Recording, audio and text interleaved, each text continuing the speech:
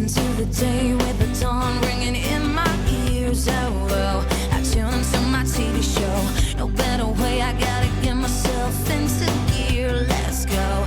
Oh, and I feel good today with my wake up in the morning espresso. I feel good today. It's my feel good breakfast show. Oh, very good morning, you beautiful people. Thank you so much for tuning in. And by beautiful, I mean, come on. Aww. Come on. And by handsome, I mean, come on. How lucky are we? Stop Stop it. We like it. You know Good what morning, I need? darling. Booyah. And to you as well. Exactly. Booyah. Good Welcome morning. to it, guys. Well, we've got so much in store for you on your Feel Good Breakfast Show this morning. We're taking a look at the SAFTA's red carpet and all of the incredible winners coming out of that.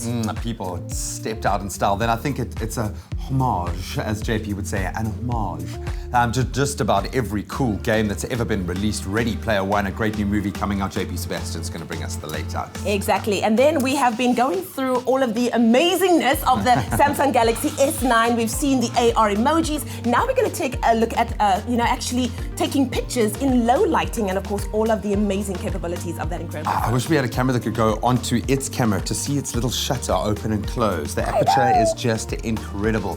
Gonna love doing that. Then, of course, reconnecting with Ryan Sands, ultra-distance marathon champion legend. He has done it. He has conquered the Great Himalayan Trail, and he's done it in record time as well. So glad that he's back home safe, yes, but he's got another record to his name. Legendary. Well, someone who's also legendary is, of course, our beautiful Zoe Brown. What you got, honey, when it comes to the weather? And good morning. Oh, thank you, and a very good morning to you. Well, looking at your temperatures, the northeastern parts of the country can expect warm conditions, while in the coast you can expect much needed rain, which will also bring down the temperatures. But let's take a full look at the temperatures for today. Starting off in Polokwane, you can expect a low of 15 with a high of 28. Sunny conditions in Mbombela, 15:31. Pretoria, 14:28. Johannesburg, 13:26. Partly cloudy conditions in Mahikeng, 16:28. Klerksdorp, 14:29. If you're in Kimberley today, 17 is your minimum, 30 your maximum. Bloemfontein, 14:27. Sunny conditions in Richards Bay, 21 with a high of 33. Pietermaritzburg, 16:32. If you're in Durban, 23 with a high of 30.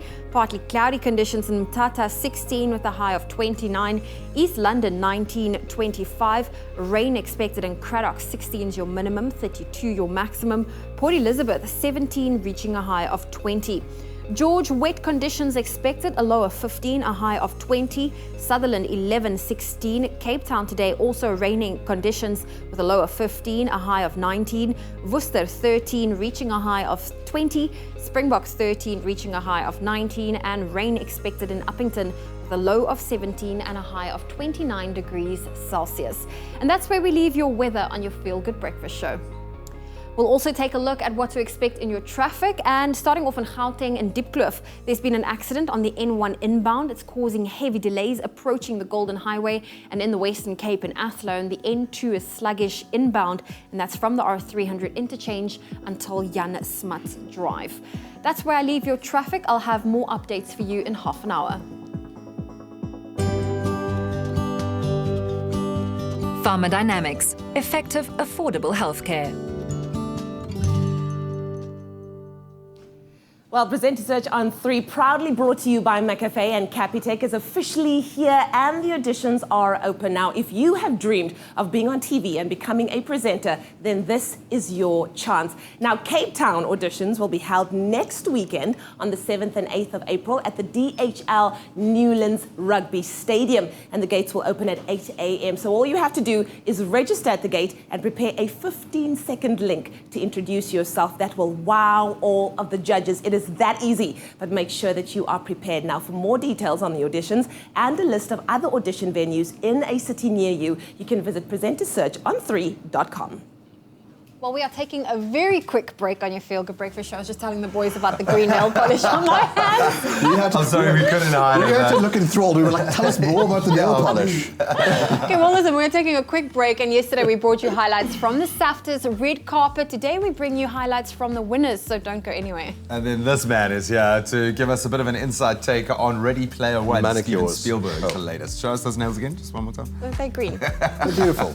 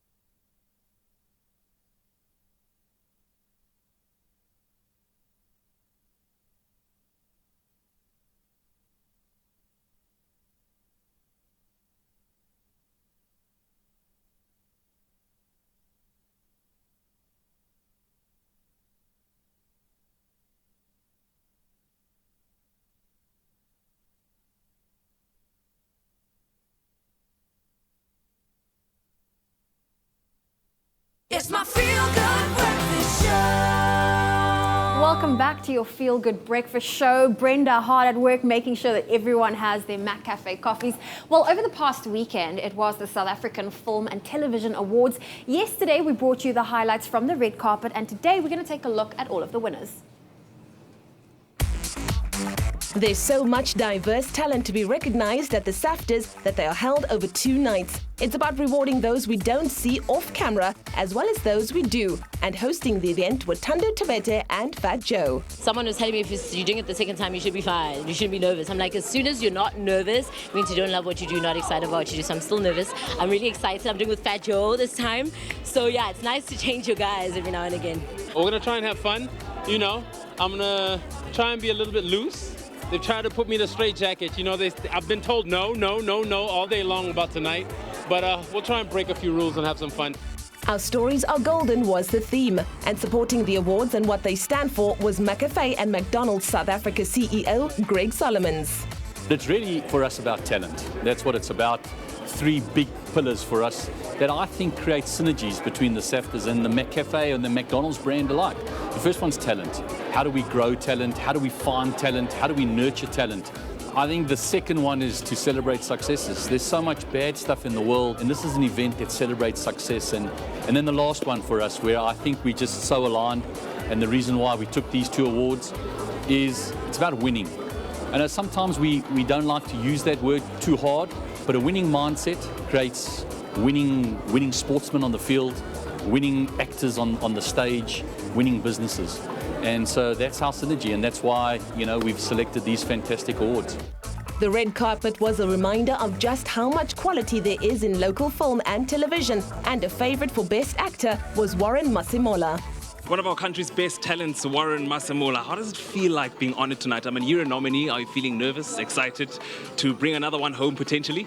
I'm excitedly nervous. You know, the work that we put in, the work that I've been nominated for was really challenging to put on and to put together. So I'm nervously excited. That's my very first SAFTA nomination, and I'm nominated with Masasa, who I've always looked up to in terms of acting, and Medu Zola Nombona went to varsity together. So I'm excited. I'm just happy. I'm happy. I am feeling absolutely excited.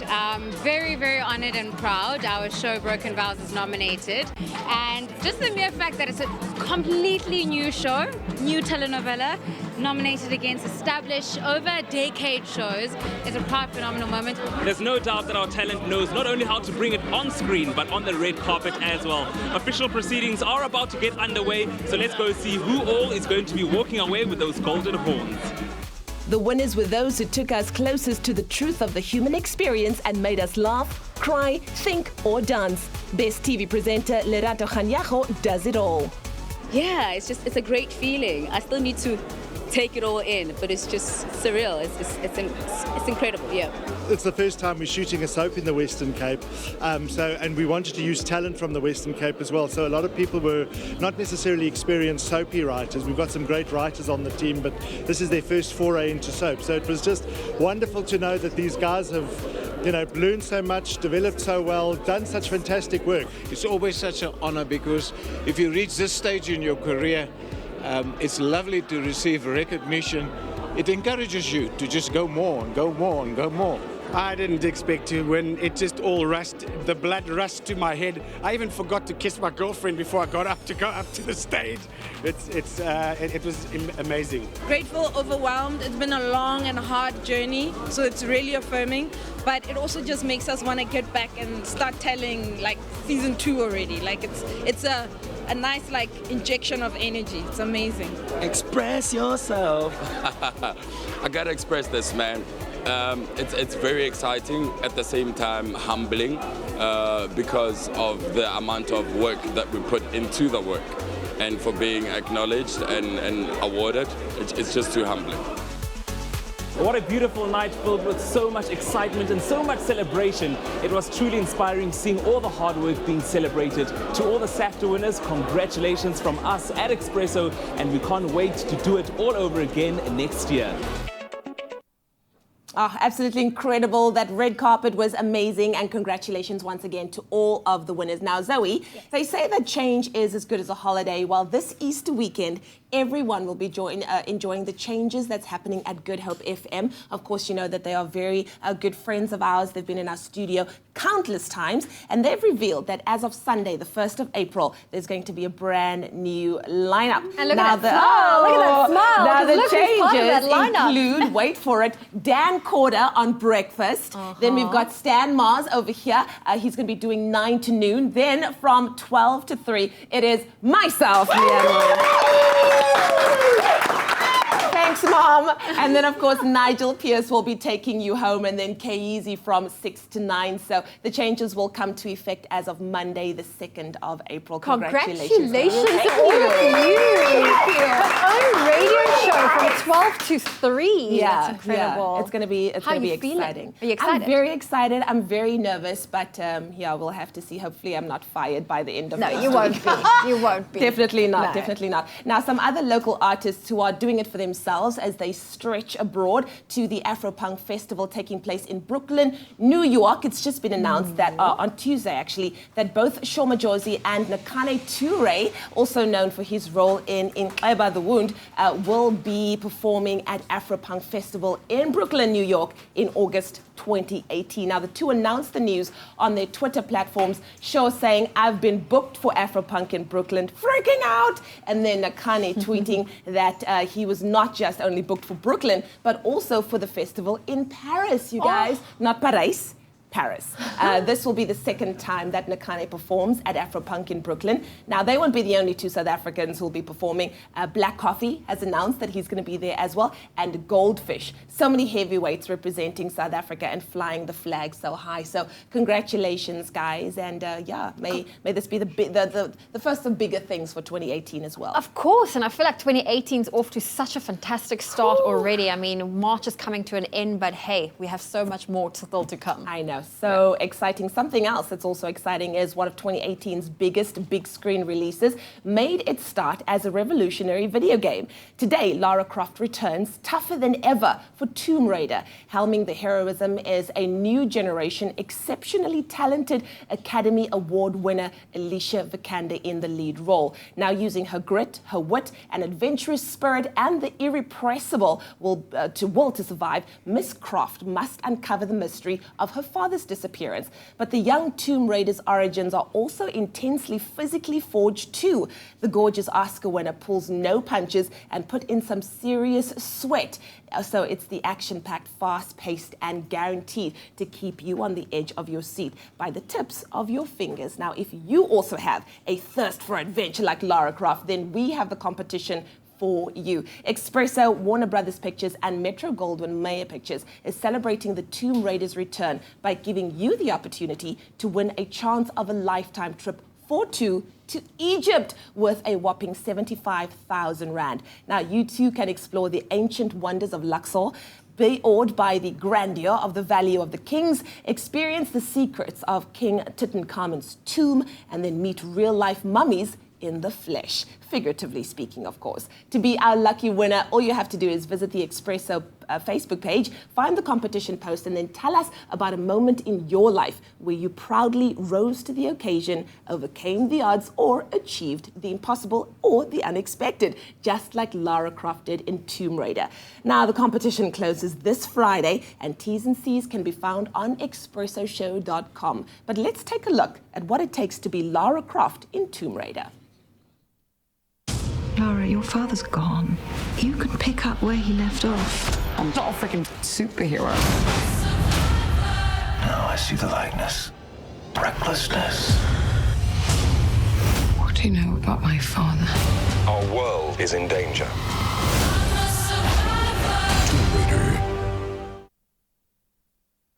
Oh, it does look pretty intense. All the best of luck there. Get those entries in. There are tons coming, so get on it right now. Now we stay with the big screen. There's an Easter egg in there, but it's got absolutely nothing to do with Easter. In fact, we're going to take you into a virtual reality realm for Steven Spielberg's latest. It's Ready Player One.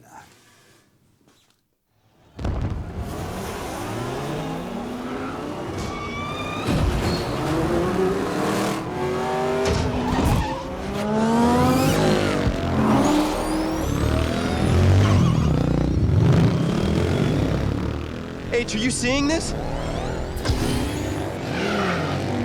Yeah, I see it. That's Kaneda's bike from Akira. It's a licensed skin over standard frame. No, not the bike. Forget the bike. The girl. I think it's Artemis. I've seen all her walkthroughs, her Twitch streams. It's her. It's definitely her.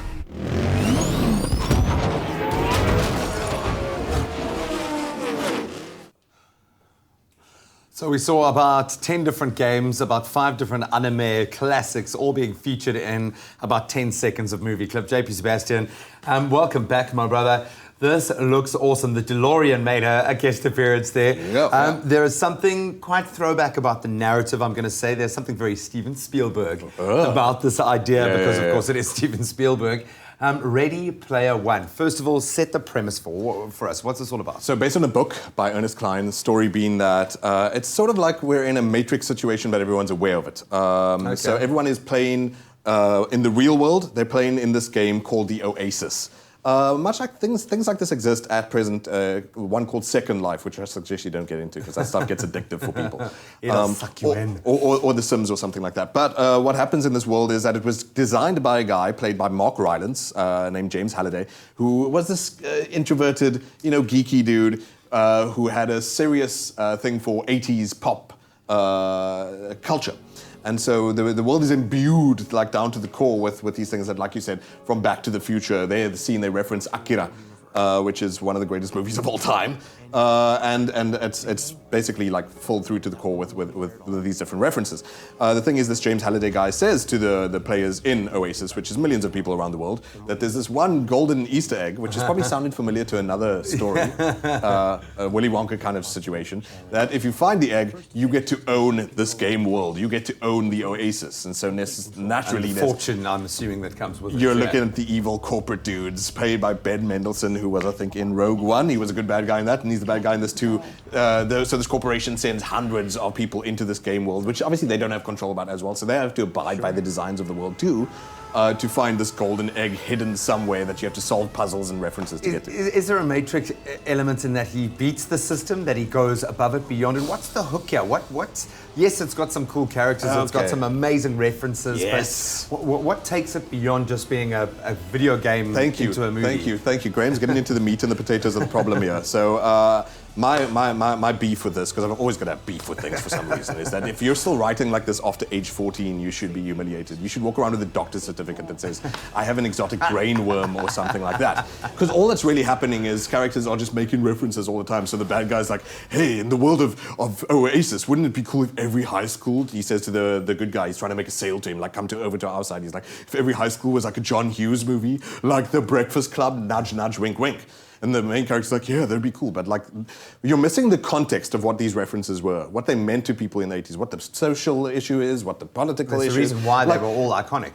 The Breakfast Club, the point was high school stamped people into categories that made them into certain molds. So you're missing the whole substance of what that reference means. Like there, for example, another small thing, but like they show Akira, Kaneda's bike from Akira. It's a movie you must watch, by the way. One of the greatest of all time. And they don't do anything with the bike. So it's a prop. And it's something that they can quickly reference, pay lip service to, but they don't operationalize it in the story. How does it change the way the movie moves? Does it have a special move that they induce or something like that? So getting nervous to ask this question, buddy. How many popcorns? To be fair, though, absolute popcorn movie. The tempo is perfect. Spielberg knows how to film in a virtual environment. It's not gross and creepy like the Polar Express. Totally fun to watch, but really thin on story, so 6 out of 10. 6 out of 10, I'll bank that. Do it. I will bank that. Ready Player One. You're going to be back to take us behind the scenes again with an awesome movie as well. But JP Sebastian, thanks, my man. I'm going to watch it. I'm going to watch it. 80s We are taking a very quick break on your Feel Good Breakfast show. Make sure you go fill up those coffee cups. When we get back, Ryan Sands joins us in studio as we chat about him conquering the Himalayan trail. And then, of course, we are also talking Samsung's S9 and the awesome low lighting features that it has. So don't go anywhere. We'll see you after the break. Can I get one coffee?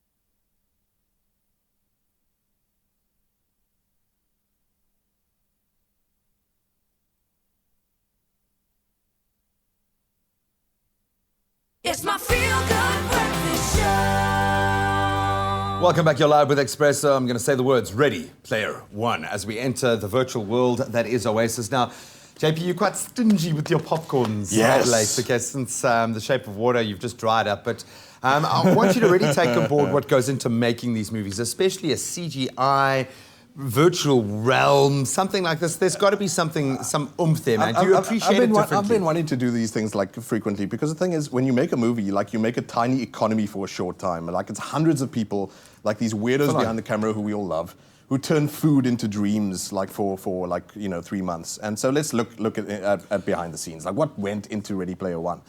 Obviously, a lot of the stuff was. Actually, before I go ahead, like, what is a guilty pleasure for you for nostalgia? Because obviously this is all nostalgic stuff. Yeah, it's to be quite honest, it's the fantasy element. So Goonies for me, hey you guys, that's without a doubt. But I love the fantasy that came out of the later 80s and 90s because it was so ahead of the game.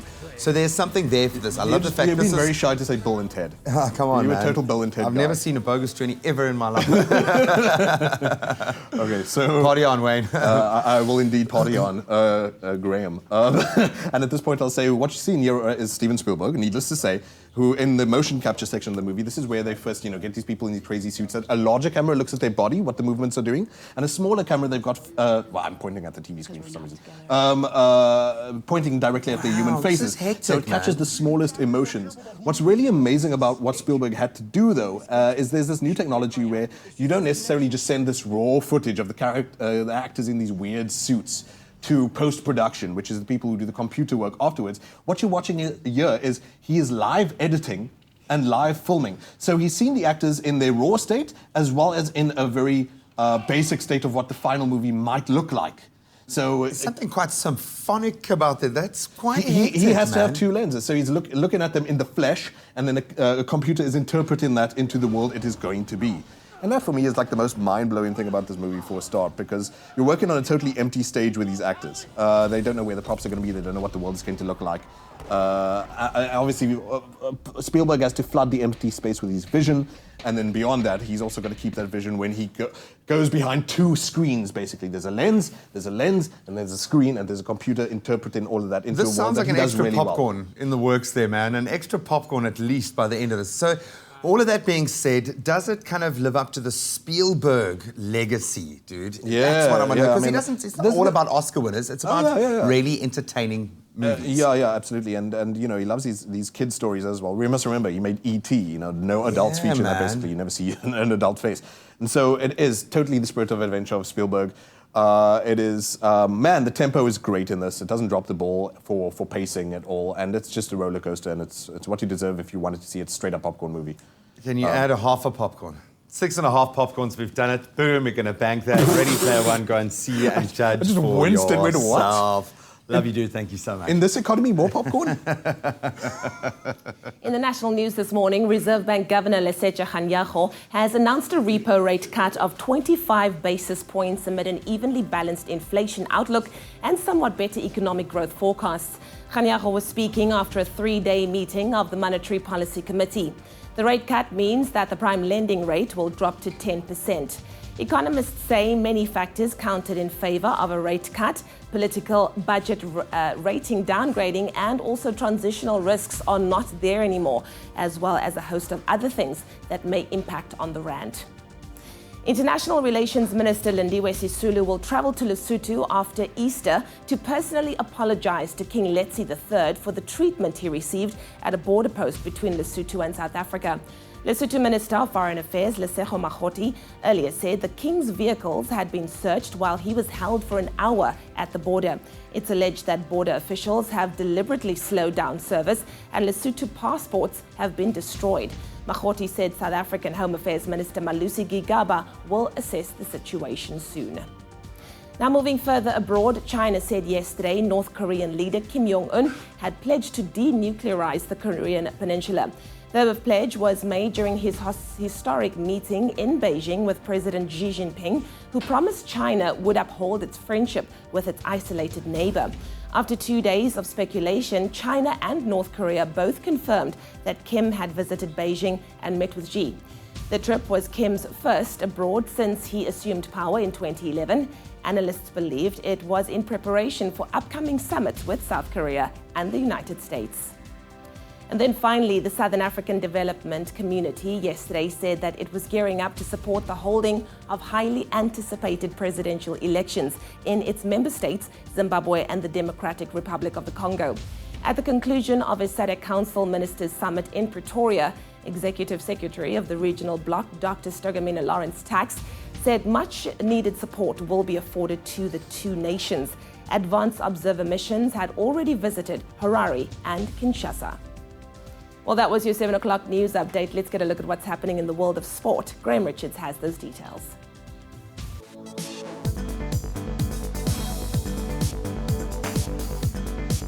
Well, we kick it off with the controversy that has rocked the world of cricket. We are expecting harsh penalties. And Cricket Australia have sent a message handing both Steve Smith and David Warner 1-year bans for their involvement in ball tampering during the third test against South Africa, along with Cameron Bancroft, who was hit with a 9-month ban. Smith and Warner won't be allowed to participate in any form of domestic or international cricket. So without Smith, Warner and Bancroft in the squad, Australia take on South Africa in Johannesburg tomorrow for that final test of the 4-match series. Hopefully the focus can return to the cricket. Now on to athletics. Team South Africa will be without Karina Horn at the 2018 Commonwealth Games after the sprinter was forced to withdraw due to an injury, having recently set a new South African record in the 100 metres with a time of 11.03. The 29-year-old was expected to pick up a medal in Australia. Now, the 2018 Commonwealth Games gets underway next week with that opening ceremony on Wednesday. Then on to tennis. Kevin Anderson will be in Miami Open quarter-final action tonight as he takes on Pablo Carreno Busta for a place in the last four. The South African secured his spot in the last 8 after pulling off a very confident straight-set 7-6, 6-4 win over America's Francis Tiafoe yesterday. Also in Miami Open action yesterday, Danielle Collins beat Venus Williams in straight sets, while John Isner saw out a 6-1, 6-4 win over Hyun Chung. And that's where we leave our sport for now.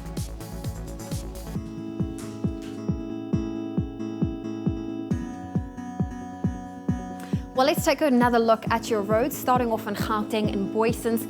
As usual, there are delays on the M1 northbound, and that's heading towards the Crown Interchange. And in Bellville, in the Western Cape, traffic is slow moving. That's on the N1 inbound, heading towards the Kuburg Interchange. And that's where we leave your traffic on your Feel Good Breakfast Show. The Expresso traffic report gets you on the right route. There's 10,000 Rand to be won daily. Want to be a winner? Spend 300 Rand or more on fuel at Caltex, keep your receipt, and enter the hashtag Fuel Your Wallet competition by SMSing Caltex Expresso and your name to 43366. Now, it seems like the northeastern parts of the country can experience warm conditions today, while along the coast, much needed rain is expected to bring along with it some cool temperatures. But looking at those temperatures, Polokwane starting off on 15, reaching a high of 28. Mbombela 15, 31. Partly cloudy conditions in Pretoria today, 14 with a high of 28. Johannesburg 13, reaching a high of 26. Mahikeng 16, 28, Klerksdorp 14, reaching a high of 29, Kimberley 17 with a high of 30, Bloemfontein partly cloudy with a low 14, a high of 27. If you're in Richards Bay today, 21's your minimum, 33 your maximum. Pietermaritzburg 16, 32, Durban sunny conditions with a low of 23, a high of 30. Mthatha 16, 29, East London 19 with a high of 25. Rain in Cradock, a low of 16, a high of 32. Port Elizabeth today, 17 with a high of 20. George 15, reaching a high of 20. Rain can be expected in Sutherland, a low of 11, a high of 16. Cape Town slightly cooler with a low 15, reaching a cool 19 as a maximum. Worcester 13 with a high of 20. Rain expected in Springbok today, a low of 13, reaching a high of 19. And in Uppington, 17 is your minimum and 29 your maximum. And that's where I leave your weather on your Feel Good Breakfast Show. So while JP gets his just rewards for some great work this morning, I bet you he's getting an Americano. We're going to take a quick break. When we return, some low light magic with the new Samsung S9. Then we are so proud to have him back in studio, safe and sound, and also having achieved a record. Ryan Sands is here, and he's conquered the Himalayas. We'll see you in a sec. Oh, you can make my day. taste of the smooth island life and win big with Tropica Island of Treasure Maldives. Buy a Tropica, follow the entry details on the pack, and you could win daily airtime prizes, Daniel Klein watches, American Tourista luggage for your next adventure, vouchers from loot.co.za to shop the hot daily deals online, and the grand prize of a Kia Picanto. For competition T's and C's, visit tropica.co.za. And don't forget to watch Tropica Island of Treasure Maldives every Monday at 7:30 p.m. on SABC3.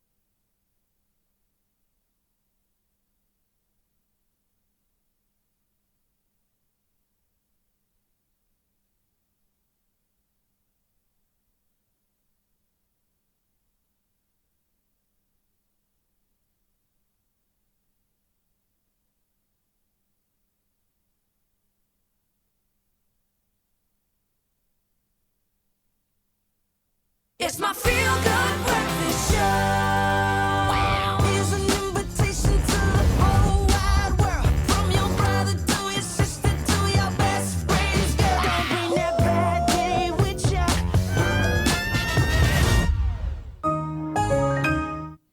Oh, the funky beat needs to keep on playing. You know there are people dancing this morning. In case you missed our last two shows, we've been talking about the brand new Samsung Galaxy S9 and incredible S9 Plus, which launched last week, packed with some mind-blowing industry-leading features that you just have to see to believe. And we've been blown away reviewing the phone, which is why for the next week, we'll be exploring more of the new and exciting features on the Galaxy S9 and S9 Plus that make it, quite simply, the best in class.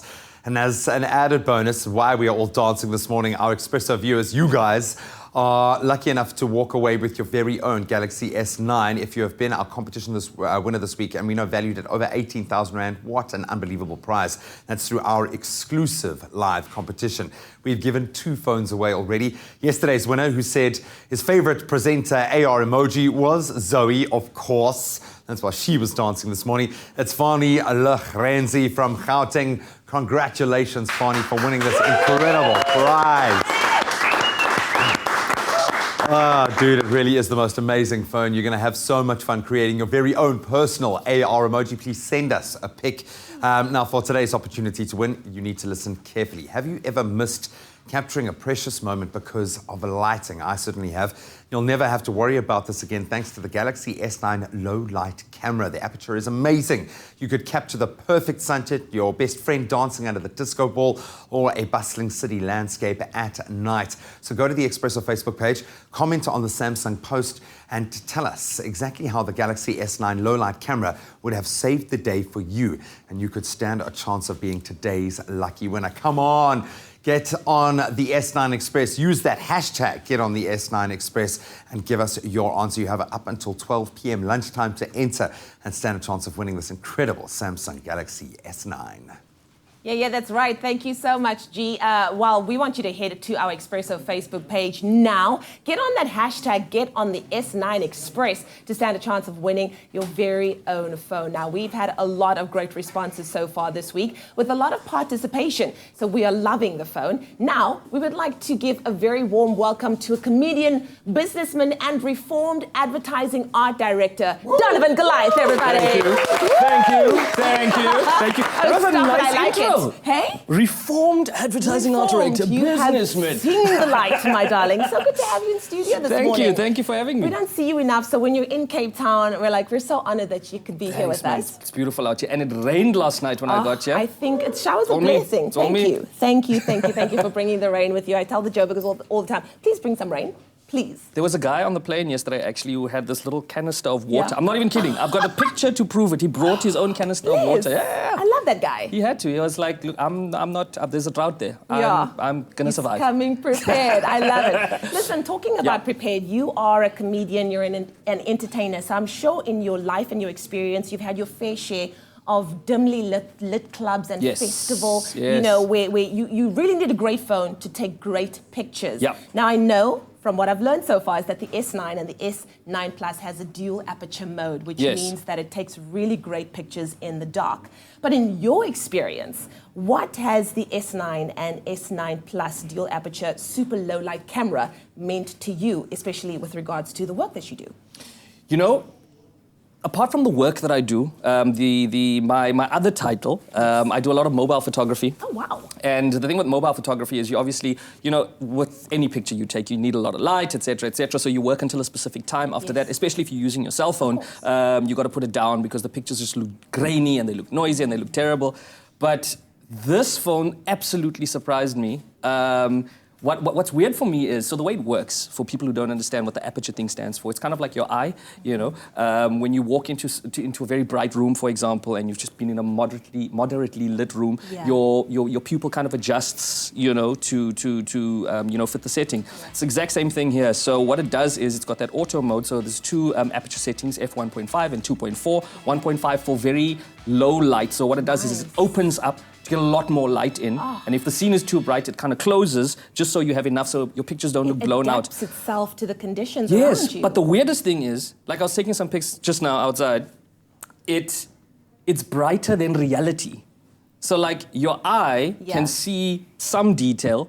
You hold the phone out, like you'll see a tree, like, you know, you make sense of the shape of the tree. You pull the phone out, you get to see like the color of the tree, which is very weird. It's strange. I don't even know how it works. Oh, these are some shots that I took last night. I landed and just decided to hit the streets and take a few of these shots, and just candid, you know, just really testing to see how far we can go with this thing. And I'm super blown away. You know, I'm super blown away because I'm a skeptic, and I've recently moved over, you know, to Samsung. So it's weird making that switch. Welcome home. It's weird making that switch, but super impressive because I was really like, Yeah. I've seen some good shots out there and I've seen some cameras do some great things. This one is unbelievable and I think it's going to be great. Like you were saying, you know, we work in a lot of dimly lit clubs. A lot of people want to take pics with you backstage or whatever it is. This is, we're going to look beautiful then. You know, we attend a lot of night events and there have been some moments where I just wish that I'd had a really great camera. Have there been any moments that stand out, moments that you missed where you wish you had an S9? Oof. I think it's definitely, you know where the S9 is going to come in handy? Where? New Year's Day. Oh. New Year's Day. You know what I mean? Because the celebrations happen then, the fireworks are happening, all of those things. I can guarantee you this year, anybody who buys this phone, your New Year's pics are going to be, please excuse the pun, lit. Yes. This right here, Return of the King. Return of the King. I just want to show you guys. I took some pictures as well this morning of Zoe and Graham, and I hope that you can catch this. This is Graham, okay? So this was at about just before 6 this morning. Look at how dark it is around him, but you can actually see how beautiful they are. I mean, look at that. Look at this gorgeous Zoe right there. Are you guys getting this? Don't you find it amazing how you can zoom in to like 150%? Child, and it gets better and better. Yeah. You can zoom into 150% and it still holds and retains the quality of the image. I'm super blown away. I really am. And what it does is it makes you excited. To go out and start exploring again. You know what I mean? Like yesterday I said, I landed and I went straight into the city and just started shooting. Boom. And it's weird how you start seeing things differently. Fortunately, it rained. There were a lot of reflections to really pick up on it. So perfect phone for that. I love it. We can talk about this all day, but have you ever missed capturing a precious moment because of lighting? Well, as Donovan has pointed out, you will never have to worry about this ever again, thanks to the Galaxy S9 low light camera. Remember to go to the Expresso Facebook page and comment on the Samsung post telling us how the Galaxy S9 low light camera would have saved the day for you. And you can stand a chance of being today's lucky winner. Use that hashtag Get On The S9 Express with your answer. You have up until 12 p.m. lunchtime to enter and stand a chance of winning this incredible Samsung Galaxy S9. Here's an invitation to the whole wide world. From your brother to your sister to your best friend's girl. Don't bring that bad day with ya.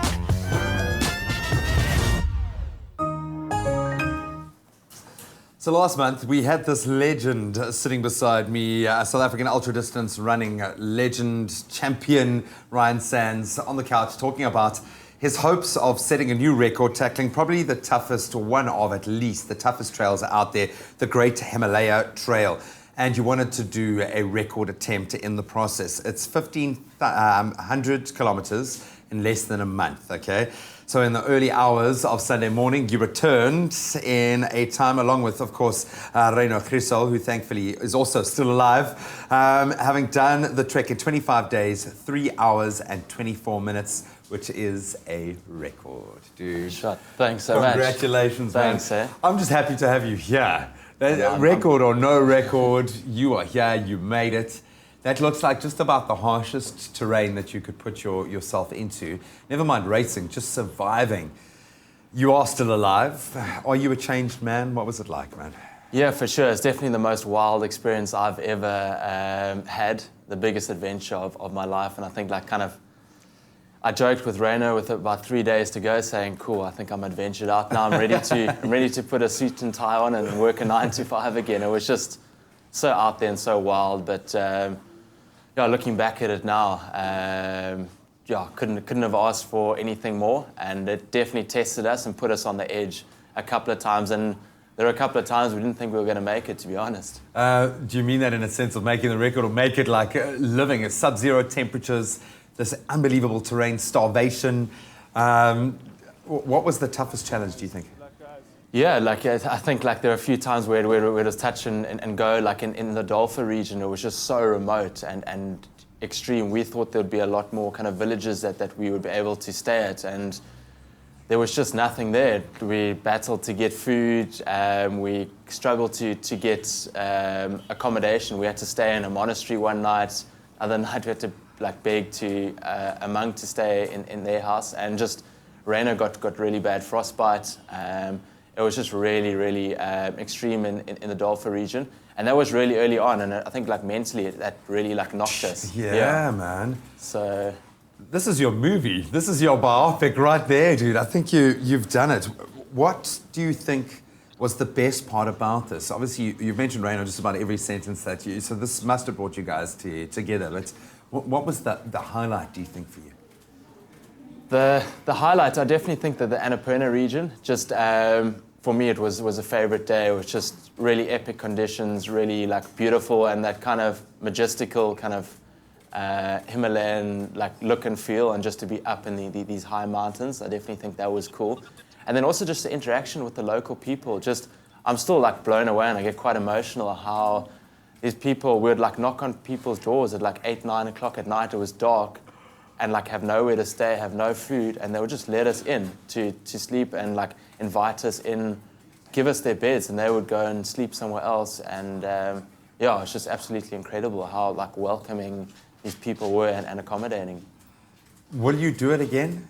Can you do it again? Can your body take it again? No, I think it's as I said, I think I'm super stoked to have done it and achieved it, but I think that's just kind of, I think, as far as I want to push the kind of adventure aspect of things.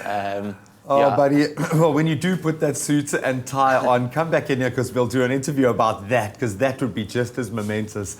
Welcome back, dude. We're so proud of you, man. Well done, and please pass our best on to Reno as well. It really is something so special, and congratulations on the record, man. Thanks so much. I'm going to shake your hand for about the 10th time this morning.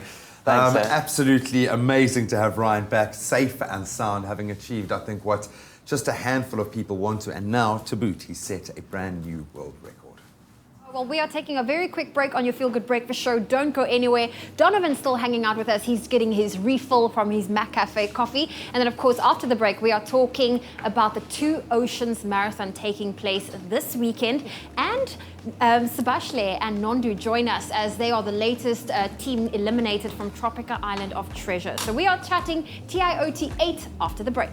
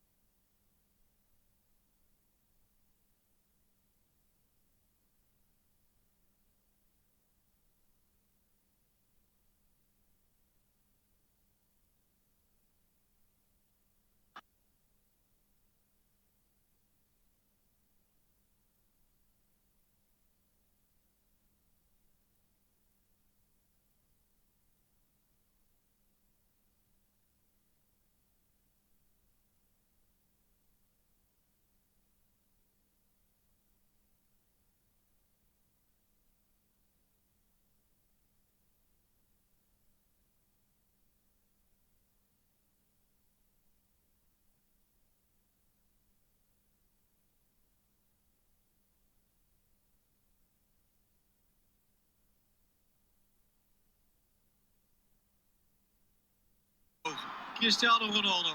Tjoe. Gekkigheid allemaal.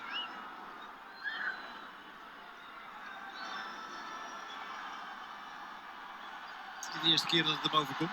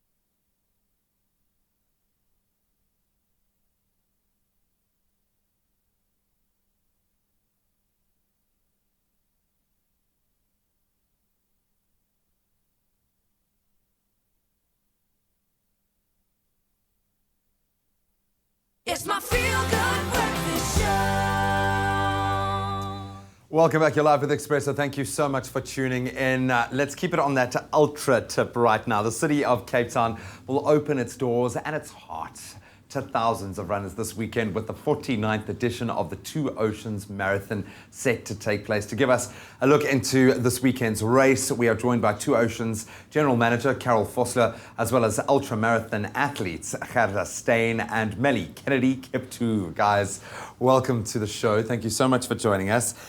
I can feel your excitement coming from this side of the studio for all very different reasons. And that's what's so amazing about the Two Oceans, because there is so much investment, emotional investment, physical investment, financial investment, which brings me to you, Carol. This is a big race, and it gets bigger and better, and you've got to kind of make it stand out every year. What can the spectators, can the runners expect for the 49th edition? Absolutely. We've been planning this race for over a year now, so we're very excited and we're ready. The route's ready, we've checked everything. I think runners can expect nice, cool conditions. We had some rain last night. I know, you guys have brought it with you. Yeah, Thank you. Thank you, athletes. As you know, we are in a serious drought condition at the moment, so we've been working with the City and Western Cape government to make sure that our race is zero water neutral. But we certainly will provide that hearse for the athletes that I think a lot of them come back for, because the City of Cape Town really come out and support all our athletes, which is fantastic. And our slogan is Run as One, and we certainly do Run as One. You know, we welcome people from all over the country, all over the world, just over 3,000 international athletes. So it's incredibly exciting, and our expo started yesterday, and you can just feel that vibe there. I think you guys were there as well, and you can just feel that energy, which is very exciting. When you say run as one, for us weekend warriors, it's so awesome to run as one with the athletes of your caliber. And I love that. I love that. The guy who came out with a little boiled potato saved my life on that route. But you guys are obviously wanting to achieve something entirely different other than just finishing the race. It's about competing. But Melly, I have to ask you, what brings you out to this race? What makes this race so special and has brought you here to South Africa? I'm Melly Kennedy.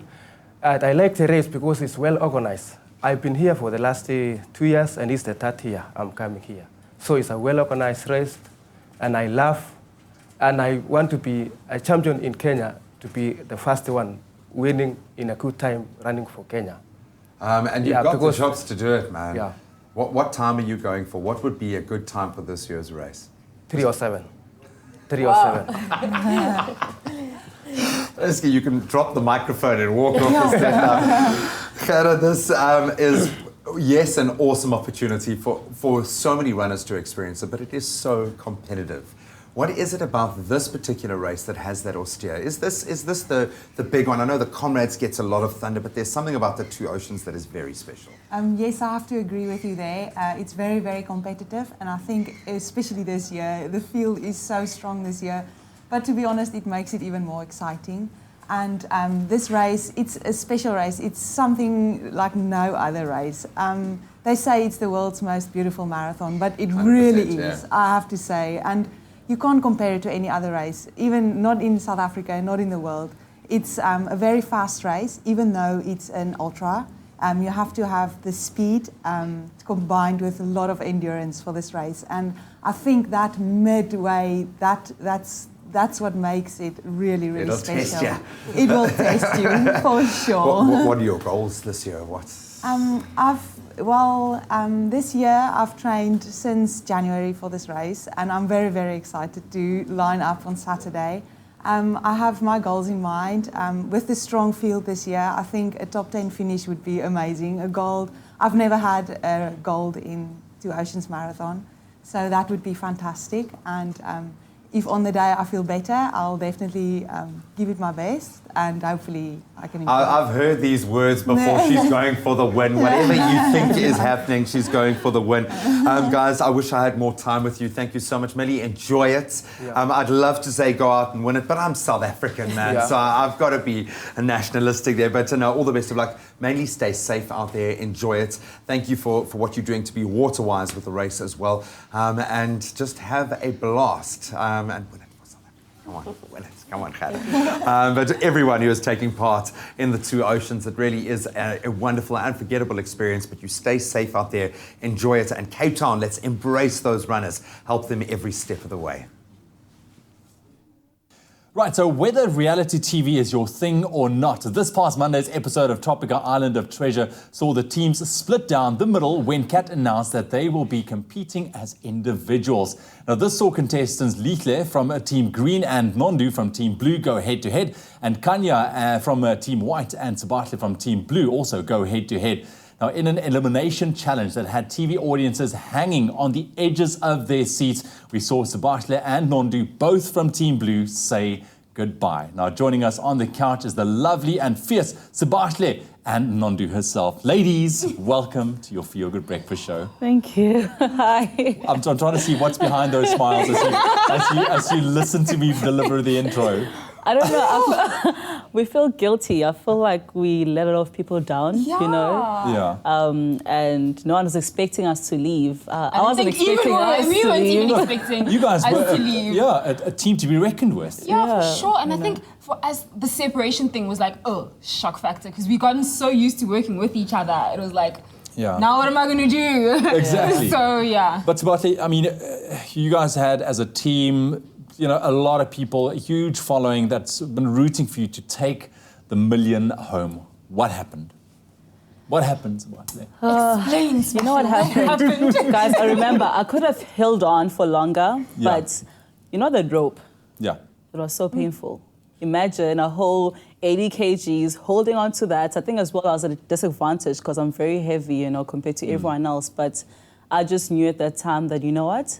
I need to let go. And I remember saying bye to everyone before I even let go. I was Before she let talking. go, I was holding on and I saw her fall and I was like, oh my word, I'm she like, can't. guys, I can't do it anymore. And everyone's like, no, nay and them, no, Sabahle can do it. I'm like, but it guys, was- bye, it's been so great. She had the But I need most to go. dramatic farewell. Like, I was hanging in there and I'm And then looking at I her like, dropped. this is why people think we're saucy and spicy, because we just have the most dramatic thing. Clearly, you guys have energy. You guys got something between you. I love the fact that you held on for dear life, hanging by the side there. I don't know how She you took did her it. into another level. You did. But let's quickly rewind back to the beginning. What made you choose this beautiful woman to be your partner? So we had to choose, obviously. I think I was the third person to choose a consumer contestant. And at first, I didn't think I would choose Nondu because I've always said I want to be paired with a guy. Yeah. You know, so in all my Exactly. interviews before I said that, I said, not a girl, I don't want a girl, you know. And then there was 2 guys left, there was 2 girls left, and I just said, you know what, let me go for the not so obvious. Let me not go for a guy, let me take a girl, and who knows, we might go fast. So I just decided Nondu, and I never even spoke to Nondu before, so I didn't know what It kind was of such a person she shock. was. Really? But I just Yes. liked how she was so focused with all her competitions and stuff. And I was like, okay, let me go for this girl. You know, she has something there. I don't know what it is, but we'll see. Well, clearly you made the right choice because, I I mean, did. you guys got on so well. You guys are also responsible for the hashtag Team Thick. That was pretty cool. That was pretty cool. High fives all around. Okay. Do you feel that you gave your fans what they wanted? Definitely. It was a lot of candy. You know, and the cameraman was always friendly to us. I think that was the other thing, shout out.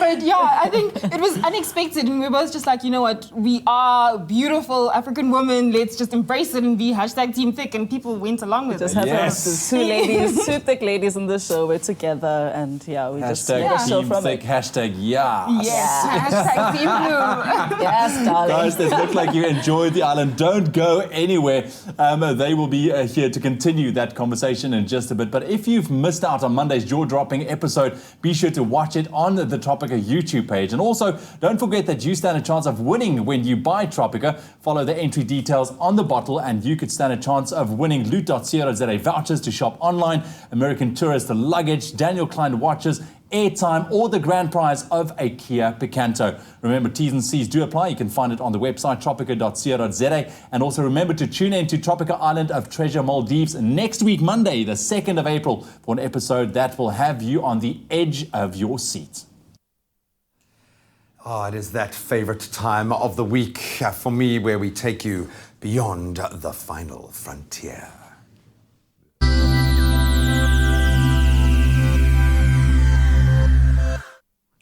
Welcome back. Now, I do love this segment because it blows our minds what's going on in the world of space exploration at the moment, and also how that is kind of translating into news on Earth. Of course, this week been dominated by the story of a Chinese satellite called Tiangong-1 that has stopped working and will be plummeting into Earth's atmosphere and down to ground at some point over Easter weekend, where we just don't know. Well, don't worry, it won't be going to hit any of us, but did you know that NASA is tracking more than, in fact, 500,000 pieces of space debris orbiting the Earth as we speak? How does it get there? What exactly is it? These are questions hopefully to be answered by our resident astrophysicist, Dr. Imogen Whittam. Doc, welcome back. Hi. So there you are, just flying through space, and bam, you get hit by space debris. There is a lot out there. It's actually quite scary, a little sobering. Over 500,000 objects being tracked by NASA alone. How does it get there? What are we talking about when we say space debris? It's not like Coke cans and things like that, you know? So space debris is any man-made object in orbit around Earth that's no longer serving a useful purpose. So this is things like abandoned spacecraft, the jettisoned bits of rockets, and smaller bits of debris created when satellites explode, collide, or break up. And this is not an actual picture, guys. This is just our artist rendition. But how does it stay there? Why doesn't it just drift out into space or fall down to Earth? So space debris is affected by the Earth's gravitational field. So rather than just floating off into space, it's actually in orbit around the Earth. Like the moon. Exactly like the moon. And so that's actually why it causes such a problem when we're trying to do things like launch satellites, because any debris that we produce in space will stay in orbit around the Earth for years. How fast is this debris moving? Obviously, if you're talking about tiny little pieces, maybe it's not that dangerous, but you know, there are bigger pieces of debris out there moving at what speed? So space debris travels at up to 28,000 kilometers an hour. So that's more than 10 times the speed of a bullet. Yeah. Exactly. So that means even the tiniest pieces of debris can cause significant damage to a satellite. I mean, the windows of the International Space Station have been damaged by tiny flecks of paint that have fallen off other satellites. So what does this mean moving forward? How do you even then launch something off planet with this kind of, these variables, you know, flying around the... Yeah, I mean, it's challenging. So the larger pieces of space debris we can track. And so NASA maintains a database that accurately tracks the positions of all pieces of space debris larger than the size of about a tennis ball.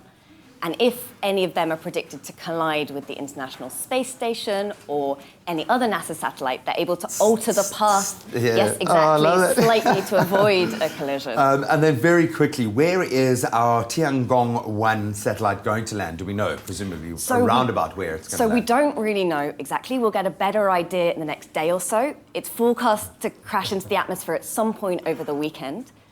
But because it's not designed to survive re-entry, it'll burn up into many pieces. So no large pieces. You are 10 million times more likely to be hit by lightning in the next year than you are to be hit by a piece of this space station. So no need to panic. Phew, so unless you're going off planet, you're pretty much safe from space debris today. Doctor, thank you so much for demystifying that. Pretty scary world out there, pretty scary off world out there, but that was our trip into the final frontier. I was also a little bit concerned, but I'm so happy. No need to fear the debris. It's all good, everybody. Nobody panic. Well, coming up after the break, we're taking a look at Africa's rising fashion talent. So much to be excited about. And from fashion to beauty, what you need to give your hair that special TLC that it needs, so don't go anywhere. We'll see you after the break.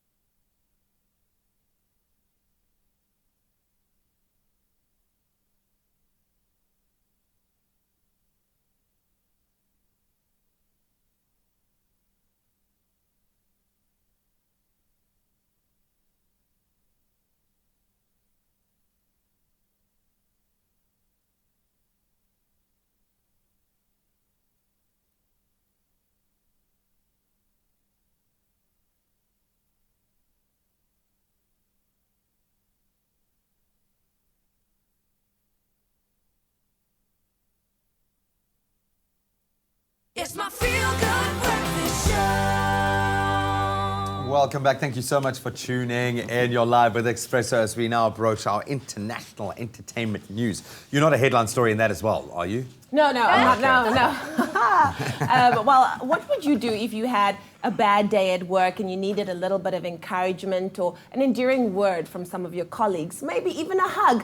Well, this is what happened to Cristiano Ronaldo this past week during a Portugal versus Netherlands soccer match. Now, Portugal were down 3 points to Netherlands, and in that moment of frustration, a fan ran onto the field to try and plant a smackaroo on Cristiano Ronaldo's lips. Unfortunately, he got the cheek. And then what happened was another two super fans ran onto the field as well to get the same. Look at that. I love you. Can I have a hug? And Cristiano was like, yeah, I'm not that kind of guy. And then another one came. So he looked really annoyed. I'm a little confused. Isn't this a professional soccer match and people are running, interrupting the game? He is a cool guy. He's a cool I've guy. looked at a lot of his videos and the stuff that he does online and stuff, but first of all, he's a god in football as well, so no one should be touching him. Yeah. That's probably like in there somewhere. Come on. But he played that pretty cool. But I remember he's in the middle of like one of the tensest game situations. Exactly. He does not need to be thinking about. Who comes in for a kiss on the lips while you're working? No, that's cheeky. I'm just saying. That's why you got the cheek. Yeah, no, that's cheeky.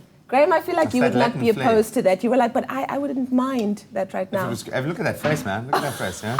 Well, unfortunately, there's no one running on. No. Yeah, we can organize something for you. Now, what would you do if you were discovered at the age of 12, produced numerous hit singles, platinum albums, performed in front of sold-out stadiums, and you were worth about $200 million US? Well, you'd be living it up.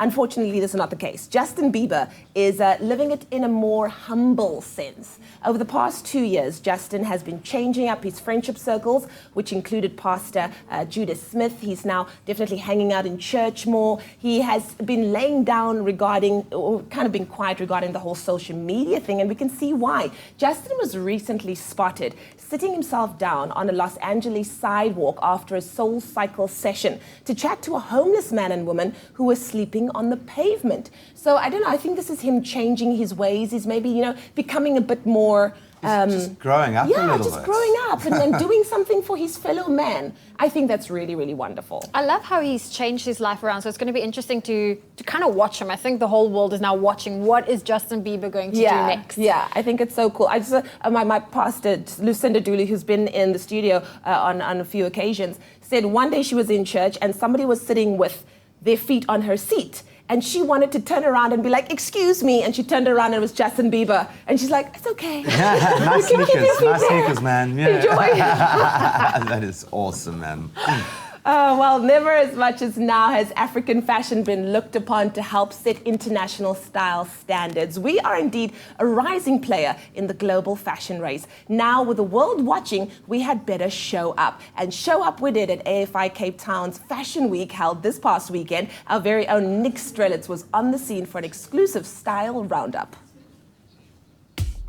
Guys, you might think this is an abandoned parking lot in the middle of absolutely nowhere, but we have you fooled, South Africa. This is AFI Cape Town Fashion Week, one of the best and brightest, biggest fashion weeks on the African continent. We're here tonight to give you a trend preview, guys, like you've never seen before. Let's go, Expresso. Me and you. Let's go. African Fashion International's commitment to fostering design talent across Africa unites fashion insiders, celebrities, and designers in welcoming our next great style icons. Expresso, we have quite a treat for you right now. We are talking to the lady of the hour, if I can say that, Miss Salima Abdel Wahab. Salima, you are from Morocco originally, and your collection is all about sort of traversing the entire African continent. Tell me, what were some of the countries that influenced this collection tonight? I don't take specially influence from somewhere because my work is to interweave the cultures of the world. My work is basically ethnical, high-standing clothes because Africa is the future, and I think we need to make one homage to Africa. We all know one of the hot button issues in fashion right now is sustainability. How does sustainability play a part in the collection we saw here tonight? In this world, we have a lot of material, and we don't need to do again more materials. We can use what we have. Then all the materials is easier to use. then I try to show the people how we can do with nothing something very, very special. Expresso, I think I've just died and gone to fashion heaven because this chick I just stumbled across very accidentally, and I think you know her, Miss Alexis Taffy. Girl, we're here at AFI Cape Town Fashion Week. What are your thoughts on the state of sort of Pan-African fashion looking outside of South Africa? I think African Fashion International have always done a really good job, annually in bringing together all the best of African fashion from the continent.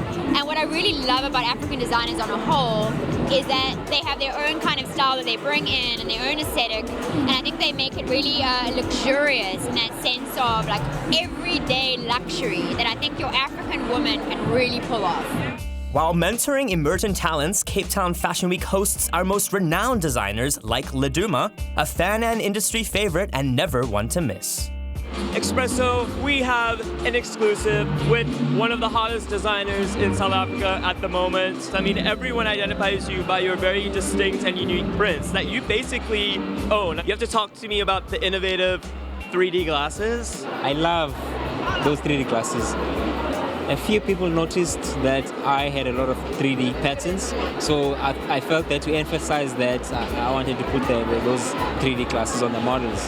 Would have loved to have the audience wearing 3D glasses. I think maybe next year or somewhere in the future, my aim is to do a 3D show. Expresso, watch out for this guy. We are taking Milan, Paris, New York by storm. We're coming for everything. It's coming for you guys, watch out. Spusisa Mahoney, so a lot of sort of use of the burlap sack into the dress. Tell me about that. I take my inspiration from different things.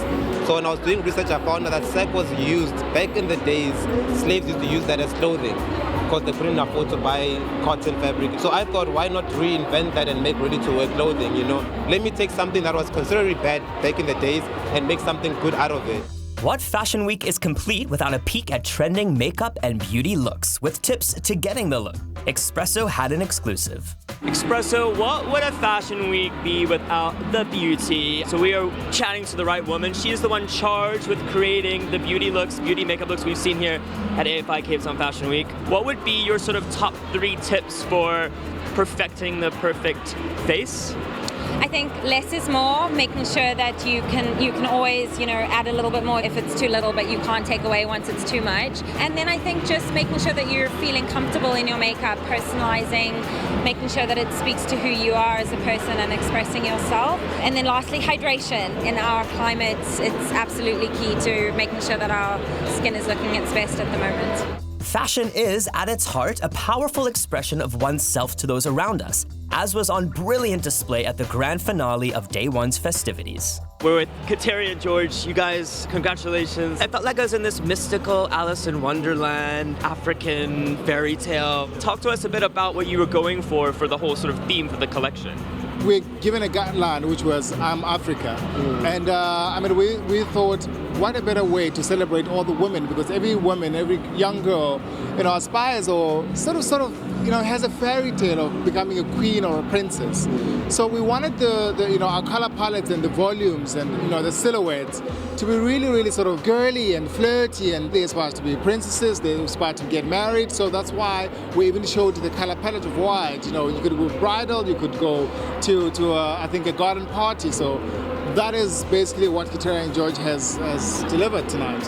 Yeah, you made me feel like a princess as well.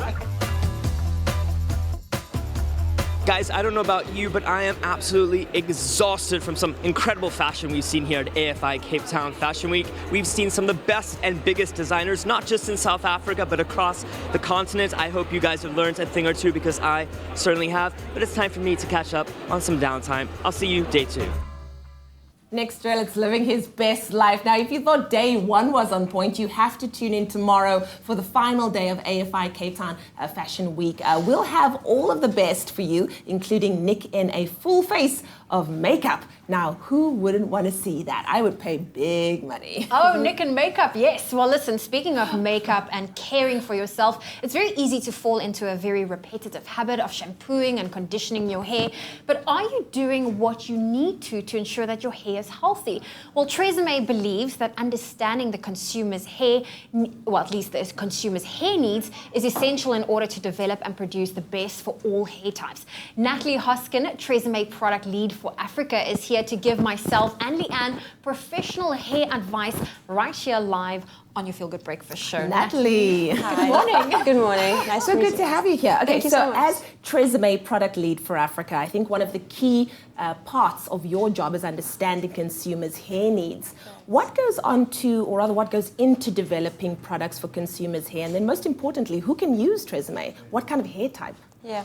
So the amazing thing about Tresemme is that it caters for the hair needs of all hair types. Everybody. Everybody. And at Tresemme, we actually believe that understanding consumer needs is actually the heart of understanding how we can actually develop our products. Yeah. So not just understanding the hair needs, but also understanding what type of hair do they have, and what does that mean for the products that they're looking for, and what benefits are they looking for. And also, our Tresemme consumers, they're versatile, they're fashionable, they are aware of trends. We take all of that into consideration when we actually design our products.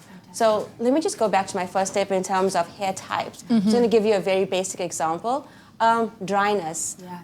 All hair types, at some point or the other, regardless of what stylings you do, whether you color treat your hair, whether you relax your hair, will experience dryness at some point or the other. So we have this amazing product called Tresemme Botanique. Yeah. And that offers moisture because that's the need that we will address. Your hair's just going to drink it in. Just drink it in. And just look amazing. Now, we're very lucky enough to have you here, and you'll be giving myself and Leanne a one-on-one consultation. How would you then recommend the products that we would need to use? Okay, I'll ask you just two simple questions. Zoe, you're first. So, how would you describe your hair? Well, I've color treated my hair, so I've bleached, made it a little bit lighter, and I find it's a little bit on the dry side. That's how I would describe my hair. And what benefits are you looking for? Well, I think everyone wants glossy, smooth hair, and I think for me it's also just to contain the volume a little bit. I tend to have crazy hair. No, definitely. And so, from our ranges that we have here, I would actually recommend the Keratin Smooth range. So this is our shampoo and conditioner and our oil, as well as our mask. So all encompassed, used as a system, would actually gives you 5 amazing benefits. It provides control frizz for up to 72 hours. It also gives you silky shine, soft feel, it tames the flyaway. Sounds like a dream, right? Yes, that's what I want. Yeah, exactly. And also the shine oil. Oh my gosh, this is my go-to product. It's a combination of 3 oils. Yeah. And within that, it gives holistic performance in terms of moisture, shine, without making and it smoothness, feel heavy or without weighing sticky. it down. Yeah. The fantastic thing about this is that it dries off afterwards, but you still retain the performance of it. Fantastic. Yeah. And then, so I would also recommend the mask because you say your hair is dry, you need a bit of nourishment. I would recommend you use the mask twice a week, once every 2 weeks in replacement of the conditioner. And that will give you that really deep nourishment and soft, smooth feel. Okay, thank you, Natalie. Looking forward to trying it. Yes. Definitely. And Leanne. Well, yes. The one word that I would use for my hair is tired. Like if I feel like it's tired, it gets so much heat treatment. Yeah. It's had intense color treatment, and I feel it just needs like moisture, because it's this mukhela. It needs a break. It needs a break. It's a holiday. Yeah. Do you color treat your hair as well? Yes. Yeah. Yes. So you're looking for that sort of like energy, vibrancy, revitalization, yeah. And I'm sure you want to preserve the color of your hair as well. Absolutely, Yeah. yes. So for you, I would recommend, where is it? The Color Revitalize. Oh, wonderful. Range. Nice. As well as, I'm just going to do a throw in here. I'm going to blend it with the Shine Oil as well. And since you heat style your hair, the Tresemme Heat Defense. Ooh. So let me tell you a little Gorgeous. bit about all of them. Yeah. So the Color Revitalize, it contains shine boosters and UV filters which will protect your hair from the sun, the UV rays, and it would also maintain the color vibrancy of your hair while giving it the gentle cleanse without stripping it too much from like the natural oils. Yeah. It contains aloe vera, it contains coconut oil and rosemary, which also adds to the moisture, the vital moisture that your hair actually needs. And then the shine oil I've already mentioned. Love. The fantastic thing about our heat defense is that it forms a barrier to your hair and protects it from the heat damage up to 230 degrees. So imagining all that straightening and all that hair drying, it's a lot of protection there. And we put heat tools to our hair every single morning. Oh, yes, you should use it too. Sorry, I meant to mention that for you too.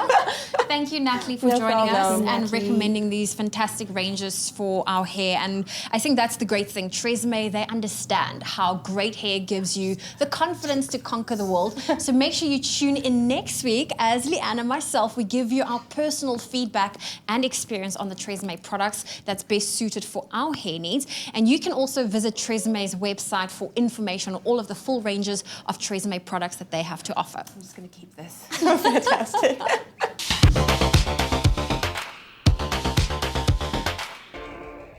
Feel the beat, Brenda. You've got to feel the beat, girl. Feel it. I'd love to say I'm getting a masterclass from Brenda, but I just came for the cookies, really. We're going to take the quickest of ad breaks so I can enjoy one of those cookies. Then we continue our chat with Sabahle and Nondu, the latest team to leave tropical island of treasure in the Maldives. Then we continue to explore the incredible low-light camera features of the Samsung S9. I like your groove, girl. What can we get you, boy? Yeah, beer. No, we're not allowed. All right. I'll have a black American. Next week on Tropical Island of Treasure, Maldives, the contestants count on shuffling up the scoreboard to flip the odds in their favor. Be an animal. My lungs feel like they want to explode. Wow, will you look at that? I didn't see that coming. How did that happen? Catch a flipping fantastic episode of Tropical Island of Treasure, Maldives, Monday at 7:30 p.m. on SABC3. The stage is yours.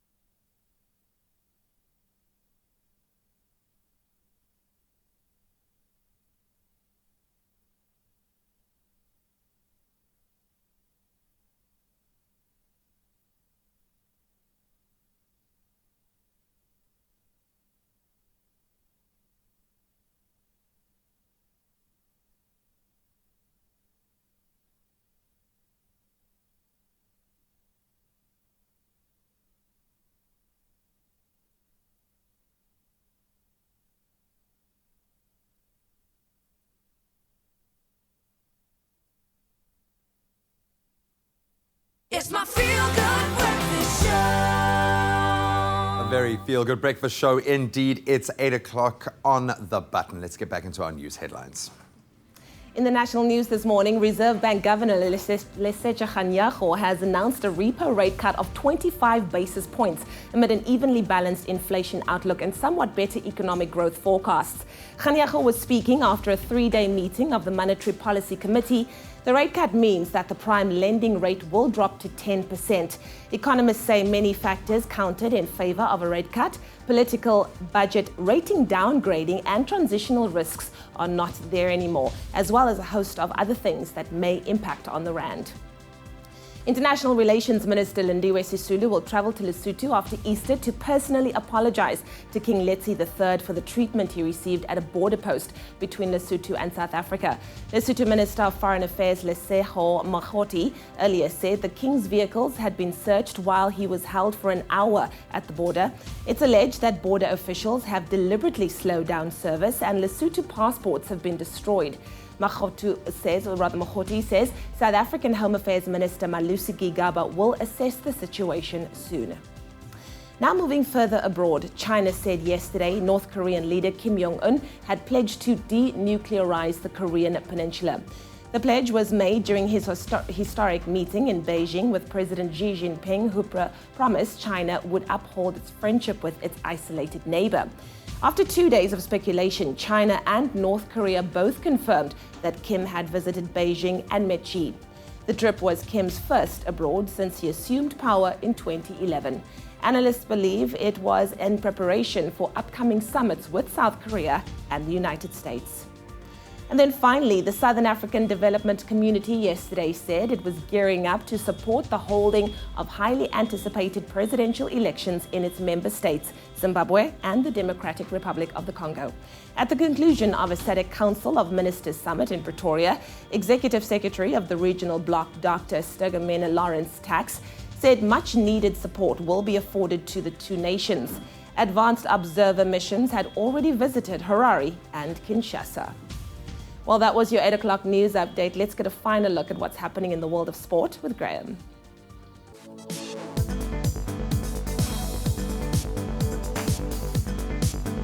At the centre of a storm of controversy, Cricket Australia have handed Steve Smith and David Warner 1-year bans for their involvement in ball tampering during the third test against South Africa. Along with Cameron Bancroft, who was hit with a 9-month ban, Smith and Warner won't be allowed to participate in any form of domestic or international cricket. So without Smith, Warner and Bancroft in the squad, Australia take on South Africa in Johannesburg at the Bullring tomorrow for the final test of the 4-match series. Now, hopefully the focus can return to the action on the field. Then we move to athletics. Team South Africa sadly will be without Karina Horn at the 2018 Commonwealth Games. That was after the sprinter was forced to withdraw due to injury. Having recently set a new South African record in the 100 meters with a time of 11.03 seconds, the 29-year-old was expected to pick up a medal in Australia. The 2018 Commonwealth Games gets underway in a week's time on Wednesday, that opening ceremony happening next week. Then finally on to tennis. Kevin Anderson will be in Miami Open quarterfinal action tonight as he takes on Pablo Carreno Busta for a place in the last four. The South African secured his spot in the last 8 after pulling off a straight sets win 7-6, 6-4 over America's Francis Tiafoe yesterday. Also in Miami Open action yesterday, Daniel Collins beat Venus Williams in straight sets, while John Isner continued his great run. He saw out a 6-1, 6-4 win over Hyun Chung. And that's a wrap of your sport for this morning.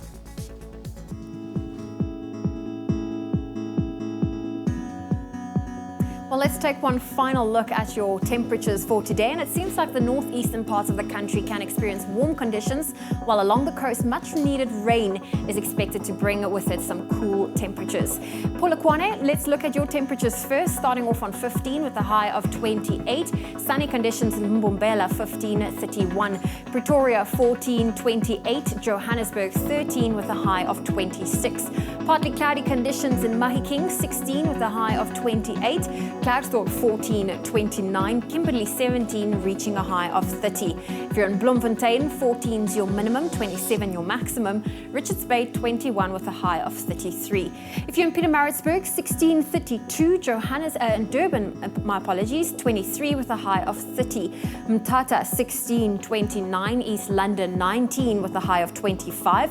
Cradock 16, 32. Rain's expected in Port Elizabeth, a low of 17, a high of 20. George 15 with a high of 20, Sutherland 11, 16. Cape Town today also expecting some rain, a low of 15, a high of 19. Worcester 13, 20. Springboks 13, 19. And in Uppington expect a low of 17 and a high of 29 degrees Celsius. And that's where I leave your weather on your Feel Good Breakfast Show.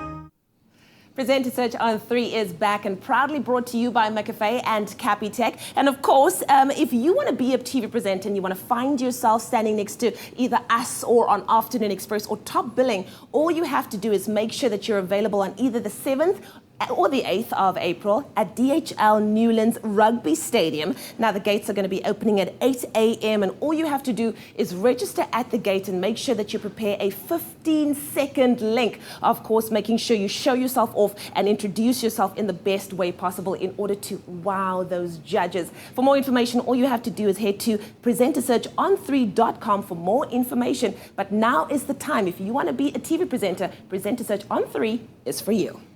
Wishing you all the best of luck there. So after the break, we're going to continue to explore the amazing low light features of the camera on this amazing Galaxy S9 and S9 Plus. And if you want to get your hands on your very own Galaxy S9, you've got to go to our Expresso Morning Show Facebook page right now.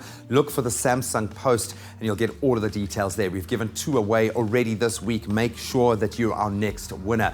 Then we're going to take you back into the world. I'm going to find out about climate change and how that's affecting us here on this planet, both from a business perspective, but what it's doing to the wild as well.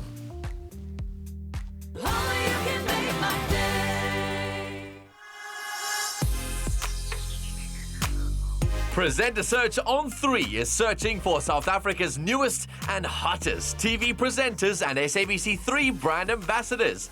This sensational nationwide search for new TV talent is brought to you by Capitec and McCafe and presented by a 2018 SAFTA winner and one of the country's most popular television icons. Yes, it's me, Barbie Molloy, your host of this year's Presenter Search on 3. I'll be shining the spotlight on the best and brightest talent in the country. We're looking for someone suave to charm us on top billing, endless energy to wake us up on the Expresso morning show, and for someone who will captivate us on Afternoon Express and other shows here on SABC3. Auditions have already successfully taken place in Port Elizabeth, with hopefuls lining up in their numbers, eager to impress. If you too want to show us what you're made of, then there are still 3 more chances.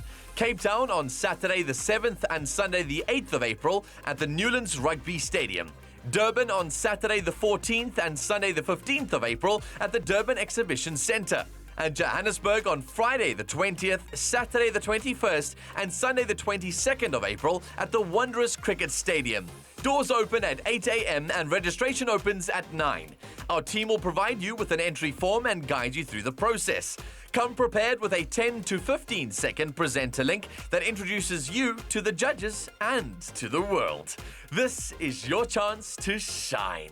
The winners need to be unapologetic about who they are, proud of their African heritage, and able to represent SABC3 on any stage. Check out Presenter Search on 3.com for more details. With SABC3 and Presenter Search on 3, the stage is yours.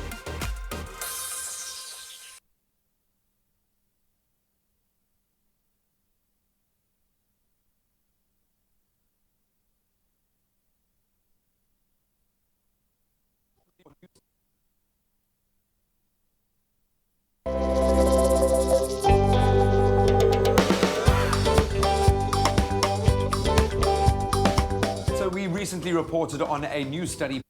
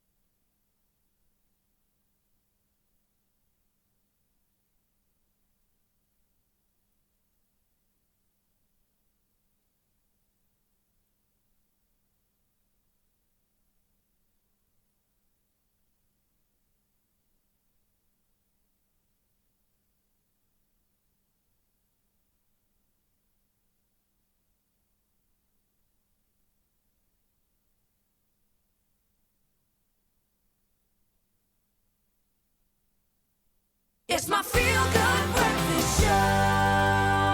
Welcome back to your Feel Good Breakfast Show. It's Expresso, and this past Monday, Tropica Island of Treasure Season 8 had us hanging off our seats, much like Sebastian was hanging off that pier. Well, the ladies join us in studio as they talk about that dreadful moment.